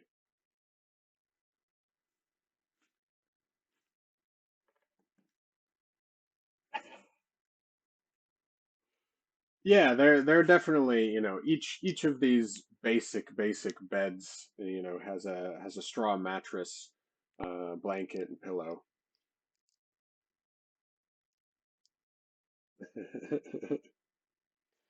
Yeah. So yeah, Kylam and Omarin, of course, you guys are either awake or trancing. So you notice when Sweetness and Varanus come in, both a little slimy, um, unless Varanus has prestidigitation that can take care of that.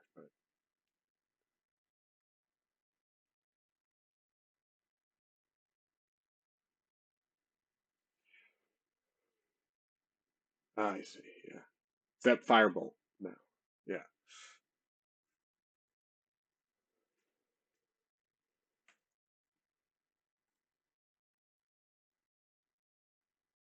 Mm. Mm-hmm. Mm-hmm.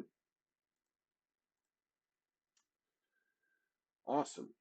Well, Kylam, what do you respond when Varanus and Sweetness come in?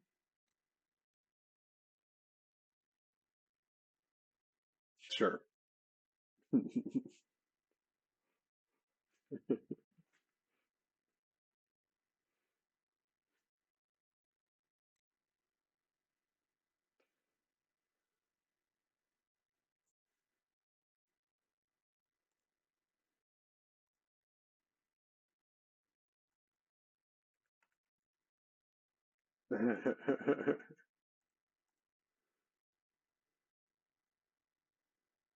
All right.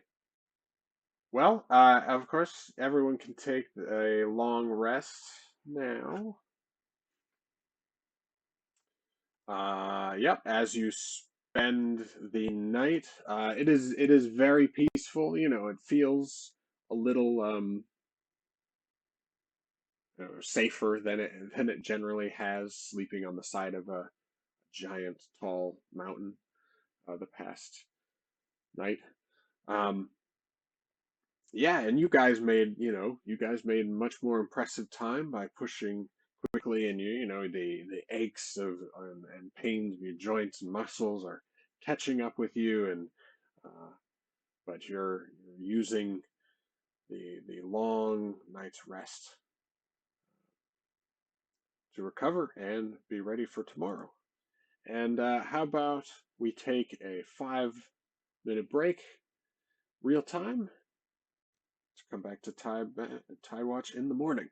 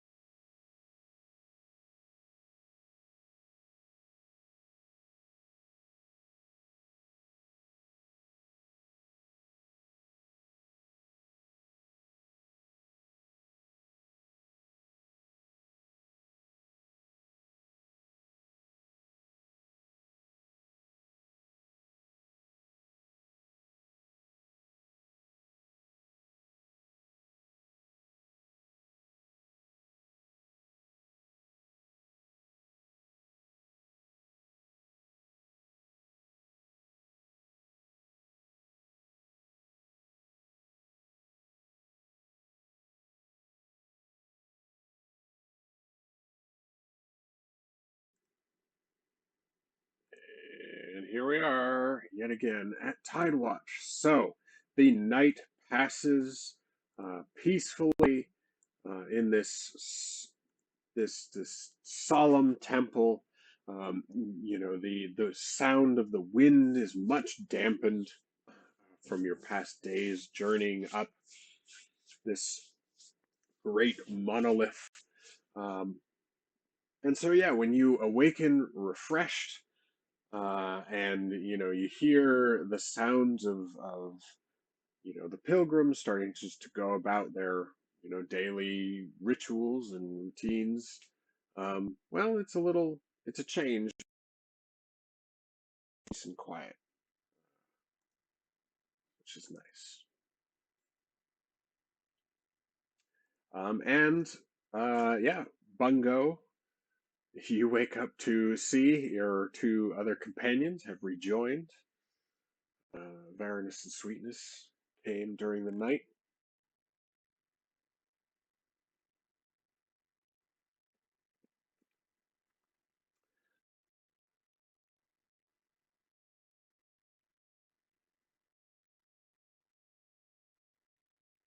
Tonight now, right?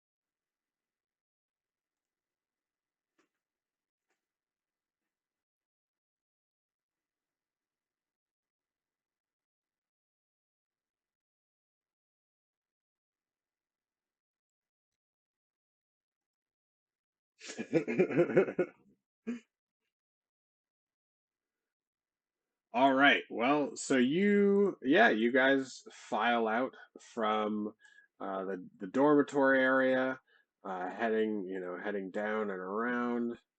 Um, so this sort of that you're moving over right now is sort of like a raised kind of platform walkway. Um, so like the temple area is slightly lower, only about 7 or 8 feet. So it's nothing too high. So you guys, yeah, head down to the workshop.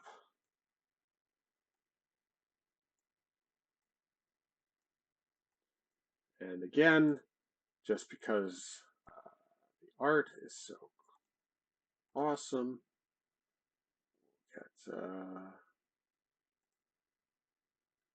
so the dwarf, he turns, as you guys move into his workspace, he's like, "Oh, what do we got now coming in here to Bolo's workshop?"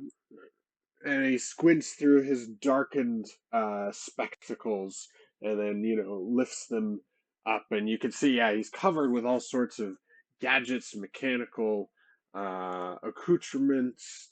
He's made this area of the temple just into this cluttered workspace, and you can, yeah, see this pair of artificed wings lying on the work table, and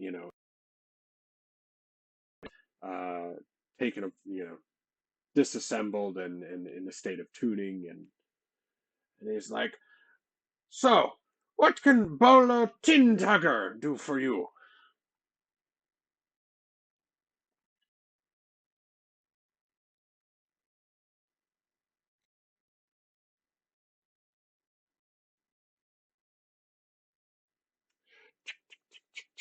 Well, if you must know,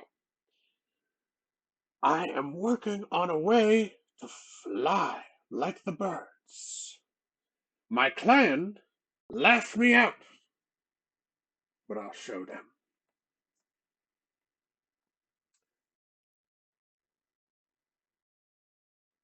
Ah, well, I only came a a little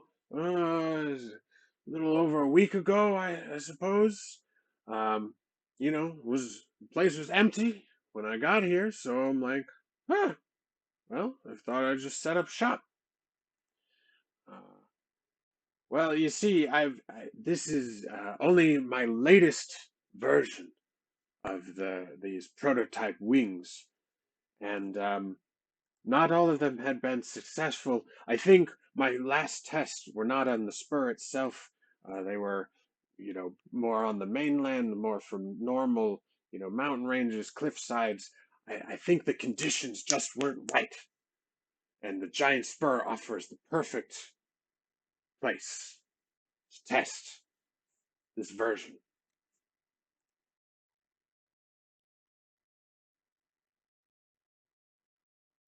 Oh, you're talking about these silly pilgrims with their, oh, we're gonna get taken up into the sky. Oh, yes, well, although I be a dwarf with my feet on the ground, I take to the sky in more practical ways. Instead of building nets and better fishing rods, better nets and fishing rods to catch their fish and go on voyages, they just throw their valuables into the sea. Ridiculous. I don't know, but that's this is where I need to be.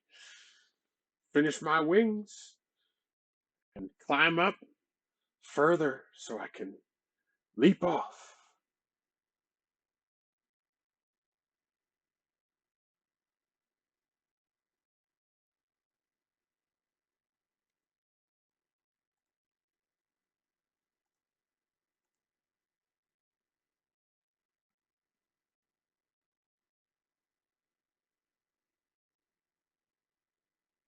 Like, I don't know about any disappeared people. Like I said, the place was empty, a little bit of a mess when I got here. Only a week, maybe 9 or so days ago.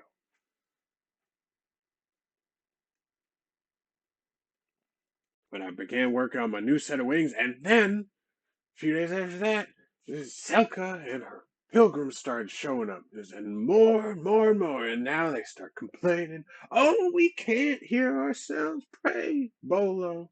Oh, you make too much noise. But how am I going to finish my life's work? And I was here first. They came second. No, they say they stick around, right? It's like some of these pilgrims, they say they're going to stay for months.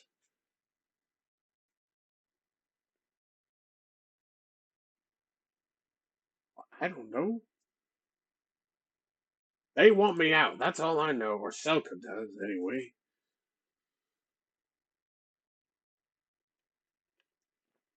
This there temple, no one was here.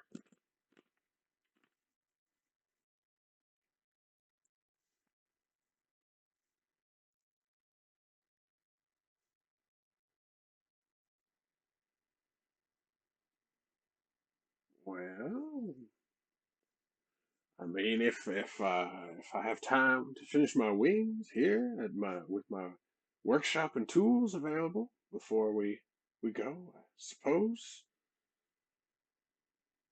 Yes, yes. You seem fine company, fine company. Uh, None of those pilgrims were going to be coming with us, right? Good, good.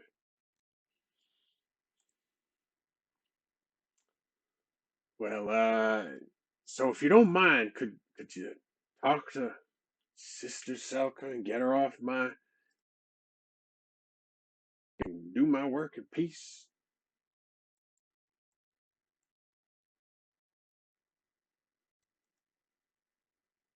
Well, I mean, just I just don't want to hear her yelling at me anymore. I got to concentrate.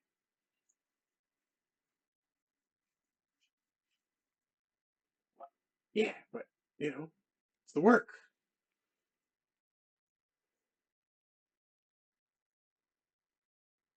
No, but if you want to find me one,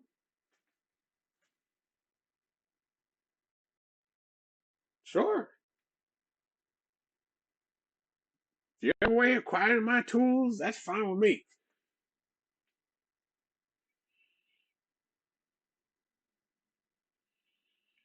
Varanus, as this exchange is going on, you also look over and you see the half orc pilgrim that who had been leading that procession from the day before amongst the others. So you see that she and her the rest of her group had now made it up, uh, and yeah,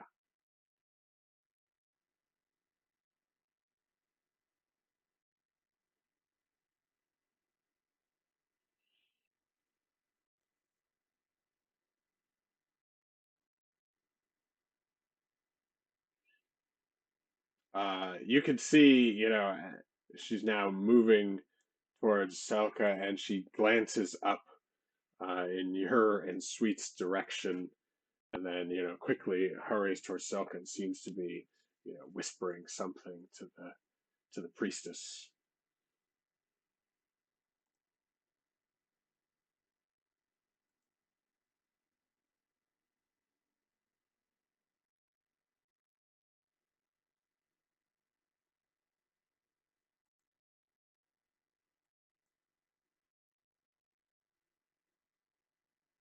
Sure, sure.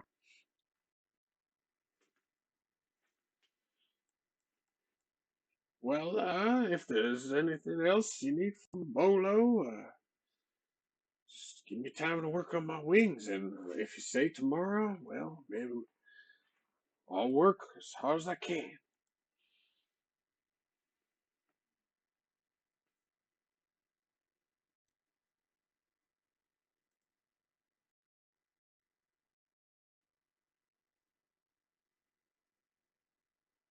Yeah, just don't let those pilgrims convince you to join their little hoo-ha.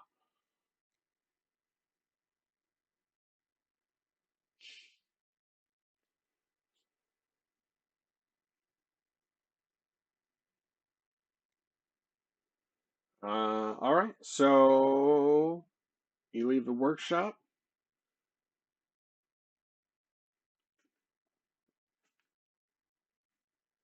Yeah, yeah. All right, you can head down there.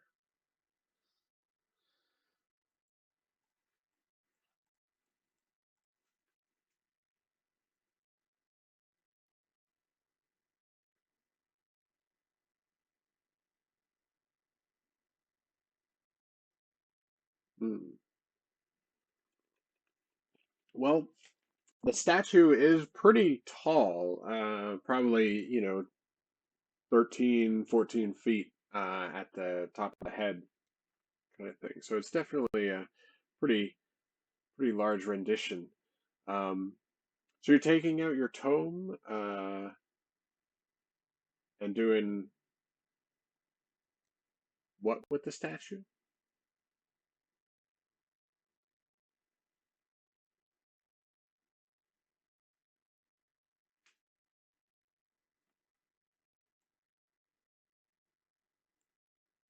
Hmm.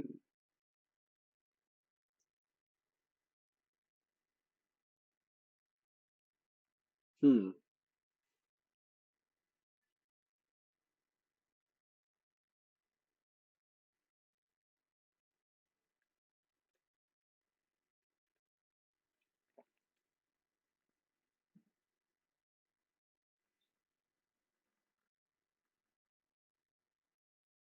Hmm.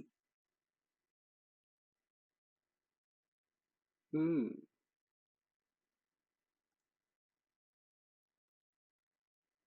Interesting. Interesting. All right. Why don't you make me?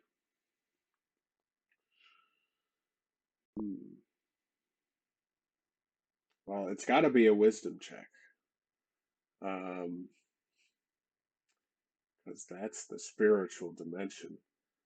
Uh, so, but let's do wisdom based arcana check. Because you're trying to, you're trying to use the symbol, right? Use your matching of the symbols and trying to tap into the magic of the tome. Um, yeah.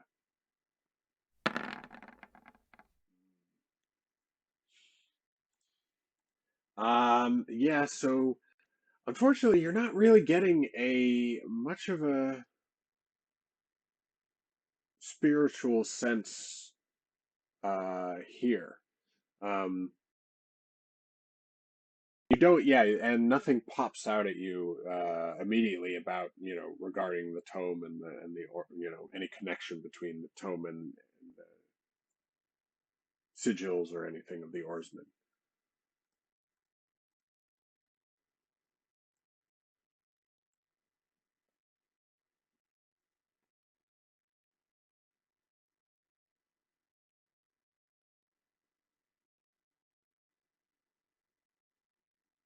Yes, so that's Selka, Sister Selka.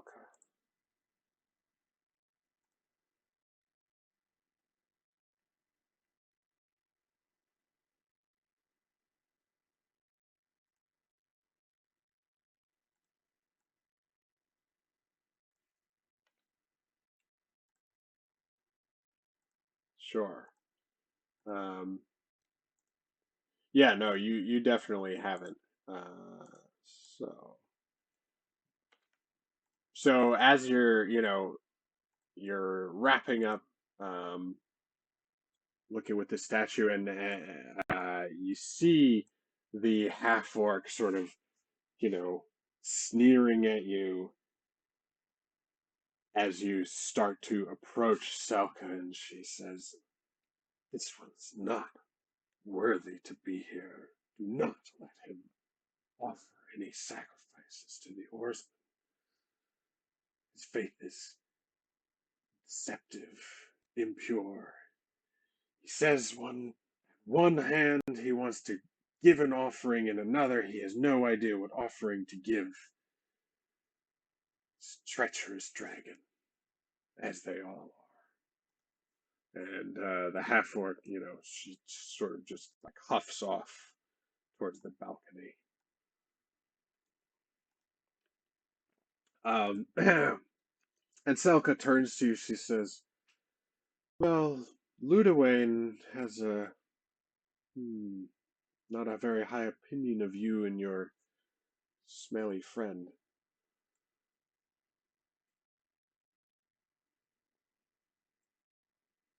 Call it divine intuition.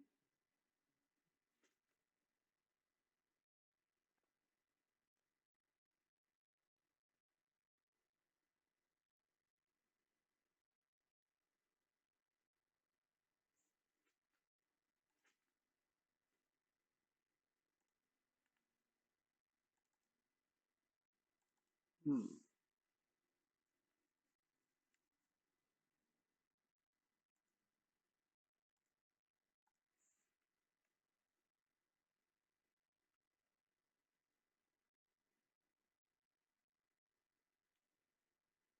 Hmm. Ah, so you are merely ignorant of our ways, and but wish to learn. I see. Yes, Ludowain judges the ignorant as the unworthy.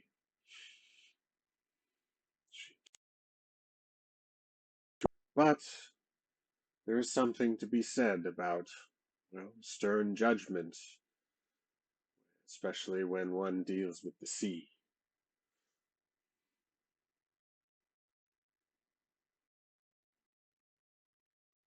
Sure.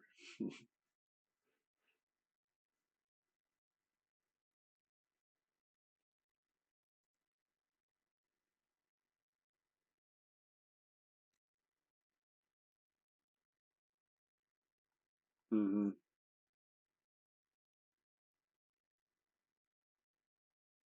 Hmm. Hmm.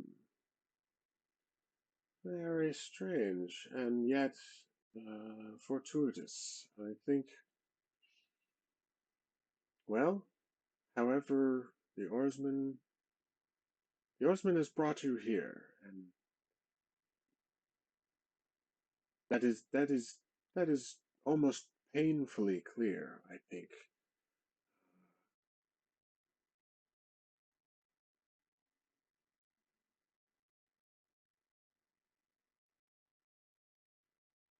Hmm.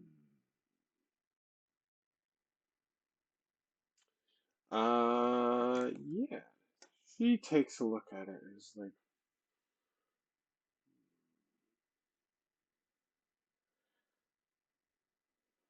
I admit it's not something I am directly familiar with,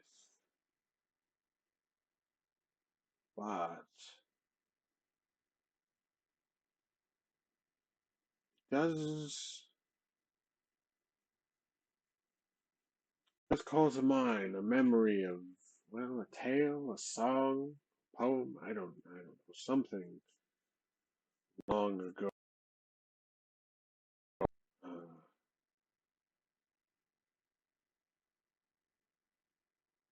but uh, something having to do with the Lebrine Basin and a calamity that took place there, maybe.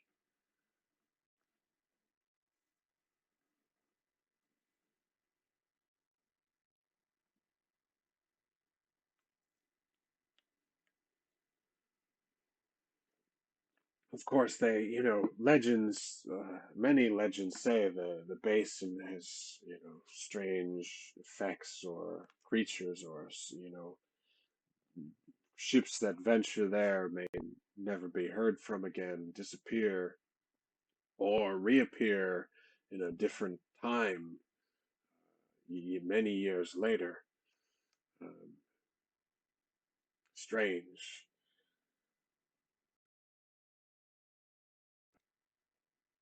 If, well, if the oarsman plies those waters, and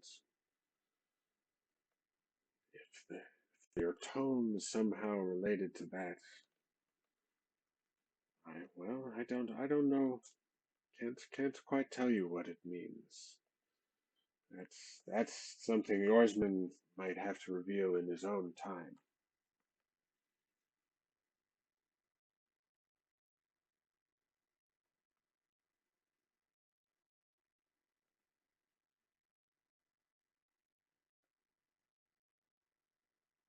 Yes, sure, sure. You can give me an insight check since we've already heard out the ascension from her so far.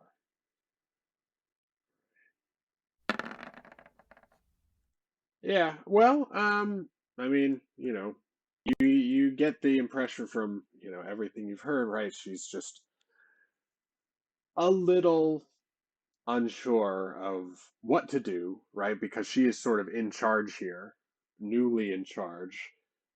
She's got her dictates, her interpretation of events coming from on high, as it were. Um, but she's also got, like, where did all these people go? Right? And like she's not she's not herself maybe convinced about any form of ascension, pretty much.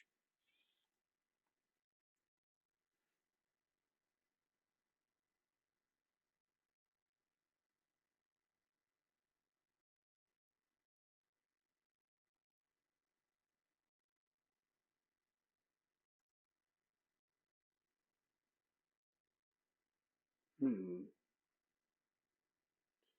Well, the oarsman isn't a vengeful god like others that smite and take vengeance upon the wicked. No, Skur is a a shepherd, savior of the drowned. He he is that steady oar in the storm, um, and the prepared soul, both prepared for the voyage, on the sea and the voyage of life.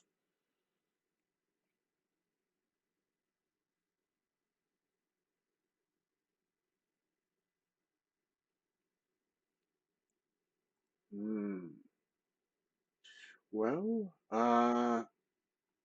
offerings related to sailing or sea creatures often, or some people even cook, some sort of stews, or um, they mix their art with the bounty of the sea in order to create their offering.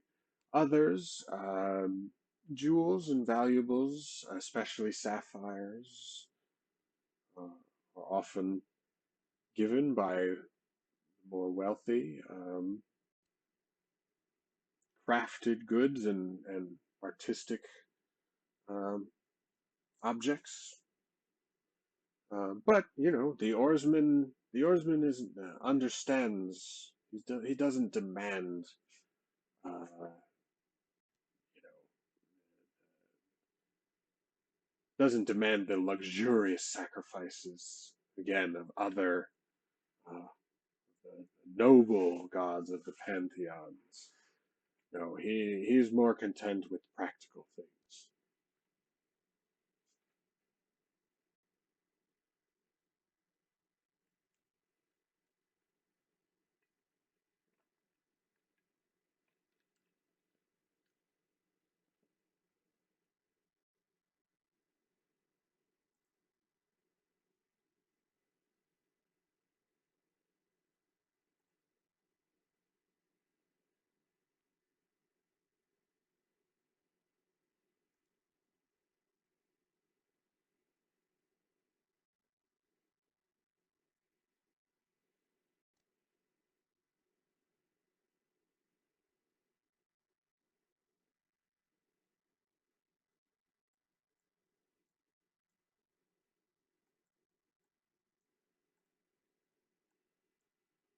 Yeah. All right. So you tune in to the compass, uh, into its magical aura sensing powers. Um, Aside from of course, your party, uh, there's not that much magic going on here. You get this sort of general general abjuration aura in the uh, given off by the temple itself, right? So there's some maybe protected magic at work here. Um, but you'd have to go around, right? You to check thoroughly everywhere because the detection is blocked by the walls and stuff, right? So if you go around thoroughly, you can make me an investigation check with advantage.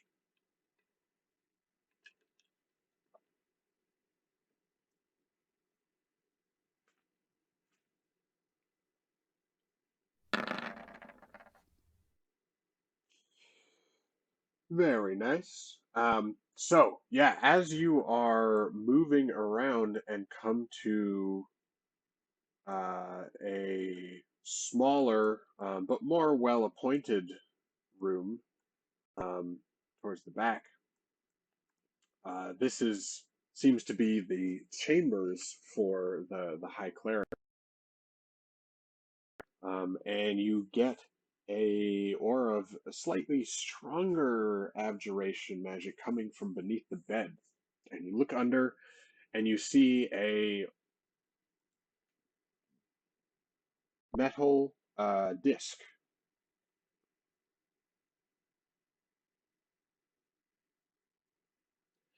All right, so you grab this metal disc and when you pull it out, you see it's a holy symbol of the oarsman. So a blazoned on this silver disc, but it's been sort of almost cut in half. It's not fully separated into two pieces, but like that, it was like almost smashed. Uh,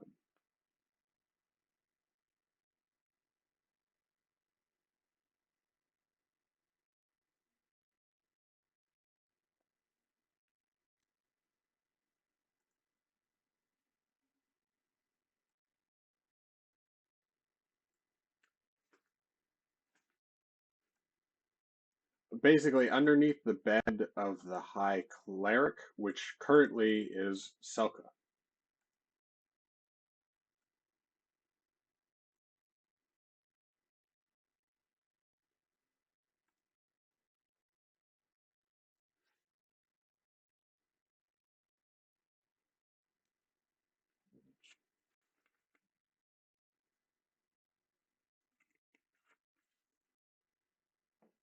Yeah, you can see, right?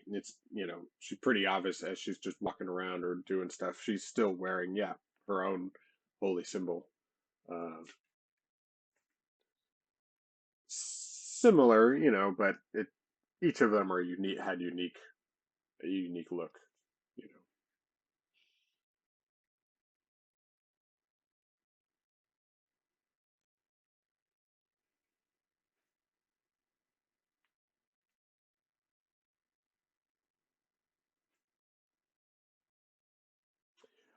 so the stairs, I mean, this is just, uh, that's just part of the map. The stairs sort of go down to, other entrances, other paths onto the spur, or little outcroppings, but they don't lead to any other parts of the map, let's say.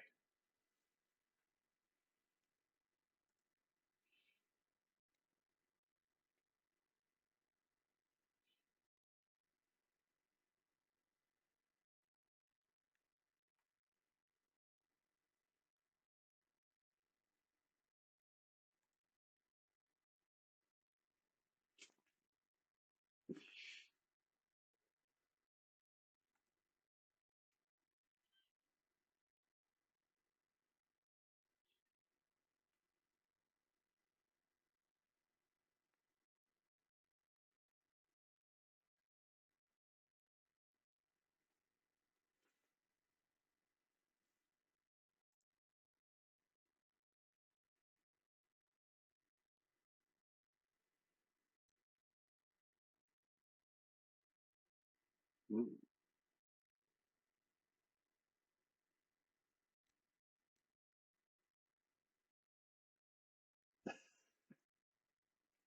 Sure, yeah, yeah, go around, search for hidden doors. All right, you can make me an investigation check as well.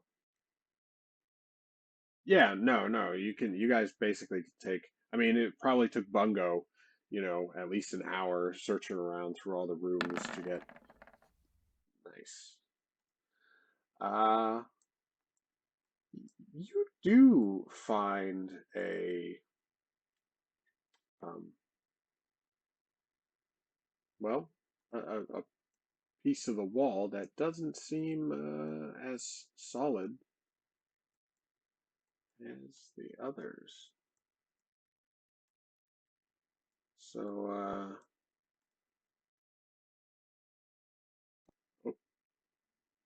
this needs to get up here.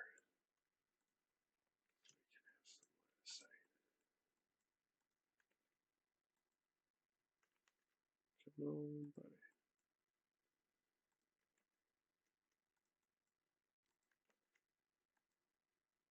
Come on. There you go. All right.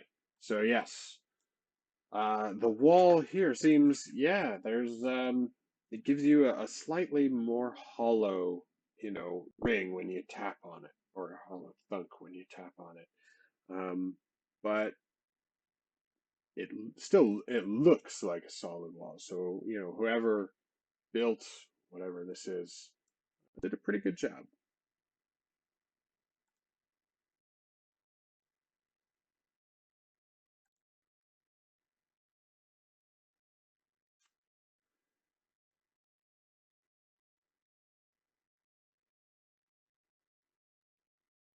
Or yeah, there doesn't seem to be any mechanism that your investigation turned up.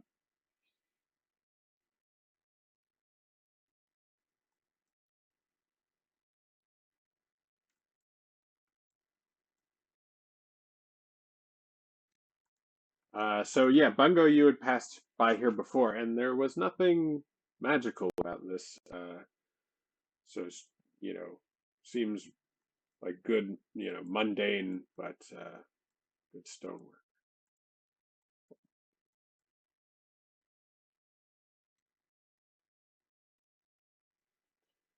Make me a strength check.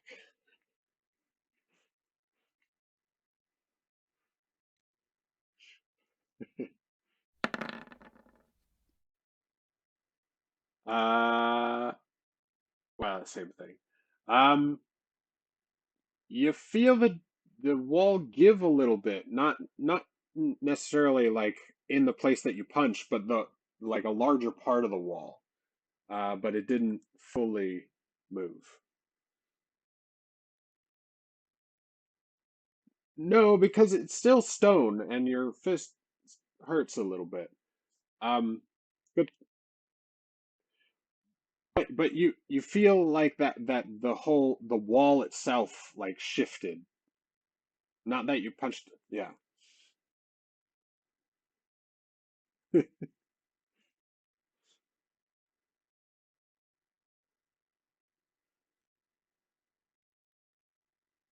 There's a room enough for two people. Someone can assist.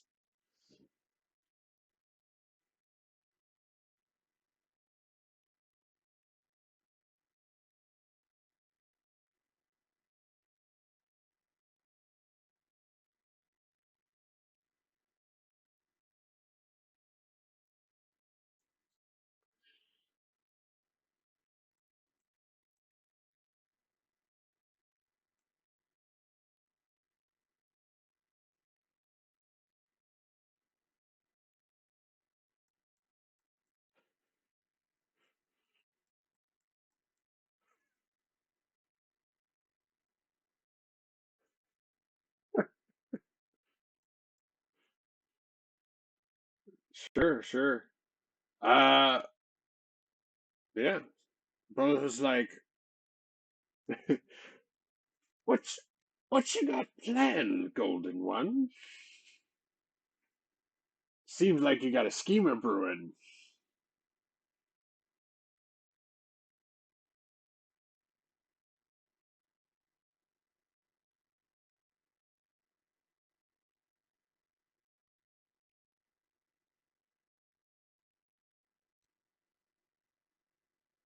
Uh,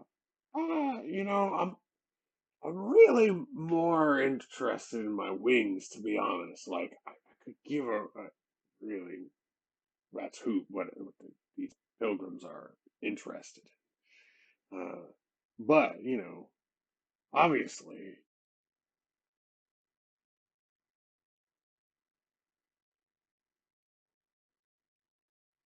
well, if hopefully I won't need it much longer if this new prototype works, but it is a possibility, of course. Sure. What do you, I mean, yeah. And he gives you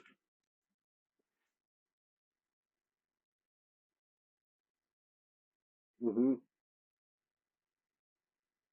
chisel. Mm-hmm. Sure, sure. Crowbar. Yeah, sure.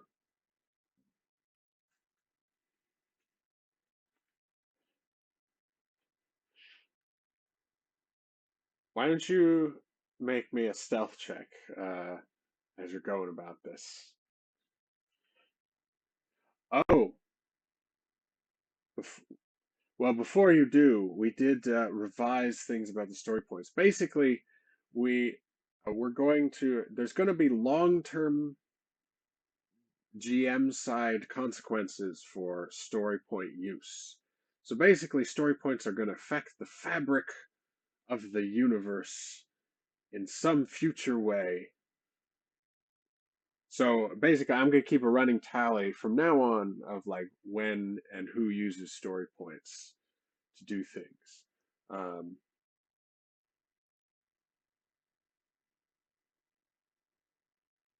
you are going to have advantage already on the check. So if you're going to use story, yeah, with the tools and sweetness will help if no one else will. Kylam, yeah, yeah, you don't have to worry about the story point. Yeah, we'll go over. All right, easy peasy. Oh yeah. So especially yeah, bunga or bolos.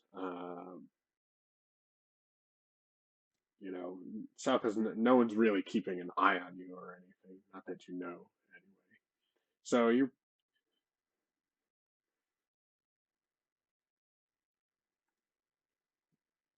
yeah. Okay. So give me a strength check with advantage and add an additional +2 because you'll have help plus tools.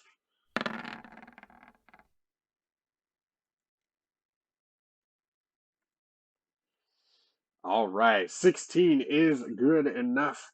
You are able to crack, a couple of these pitons right through, wedge the door a little more open, get the crowbar in there to uh, heave ho, and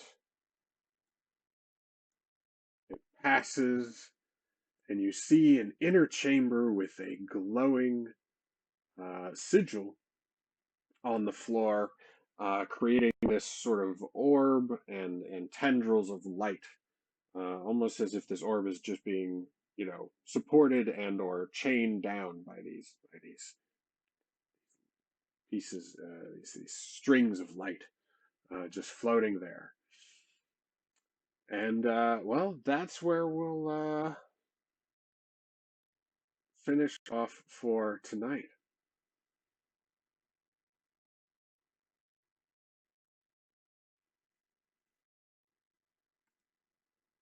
Yeah,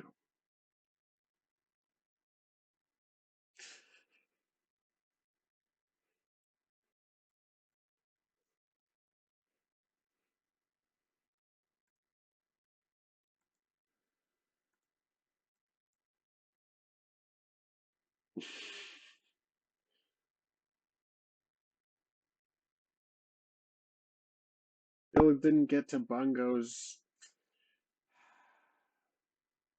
There's Bungo backstory that we've been building up. We still didn't get to. It's coming. It's coming.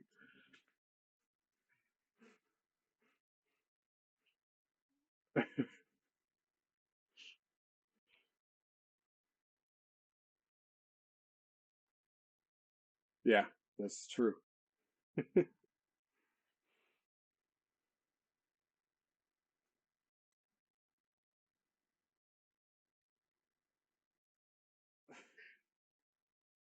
They're just lost.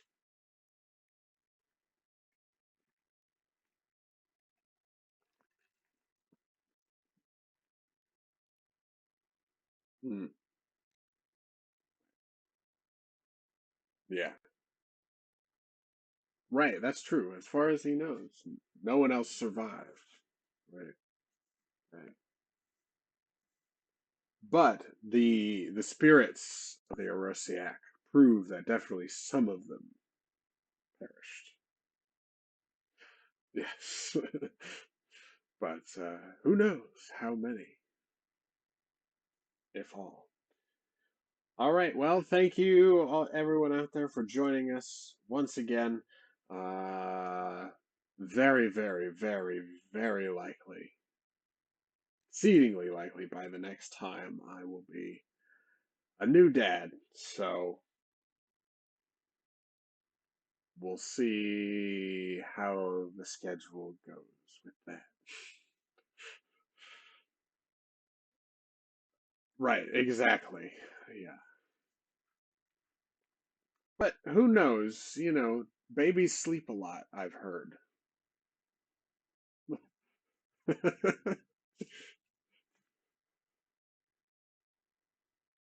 Right, of course, right. I also post these on YouTube, so you can watch the past episodes. Um, yep, exactly. And maybe sometime we'll see what those horns can do too. I was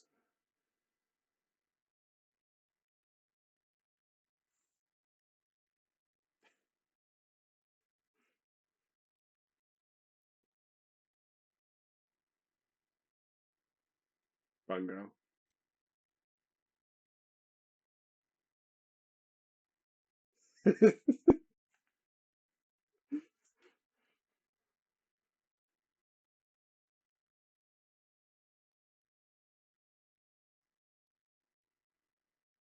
Yeah.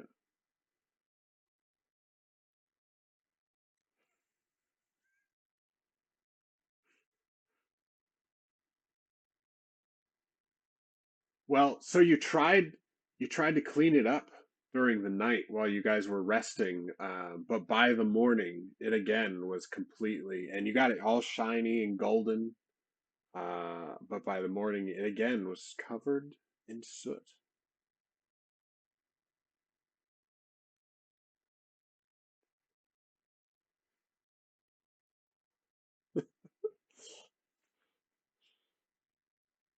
All right. Well, anyway, see you later, Twitch people and everyone else. Happy gaming. Happy New Year.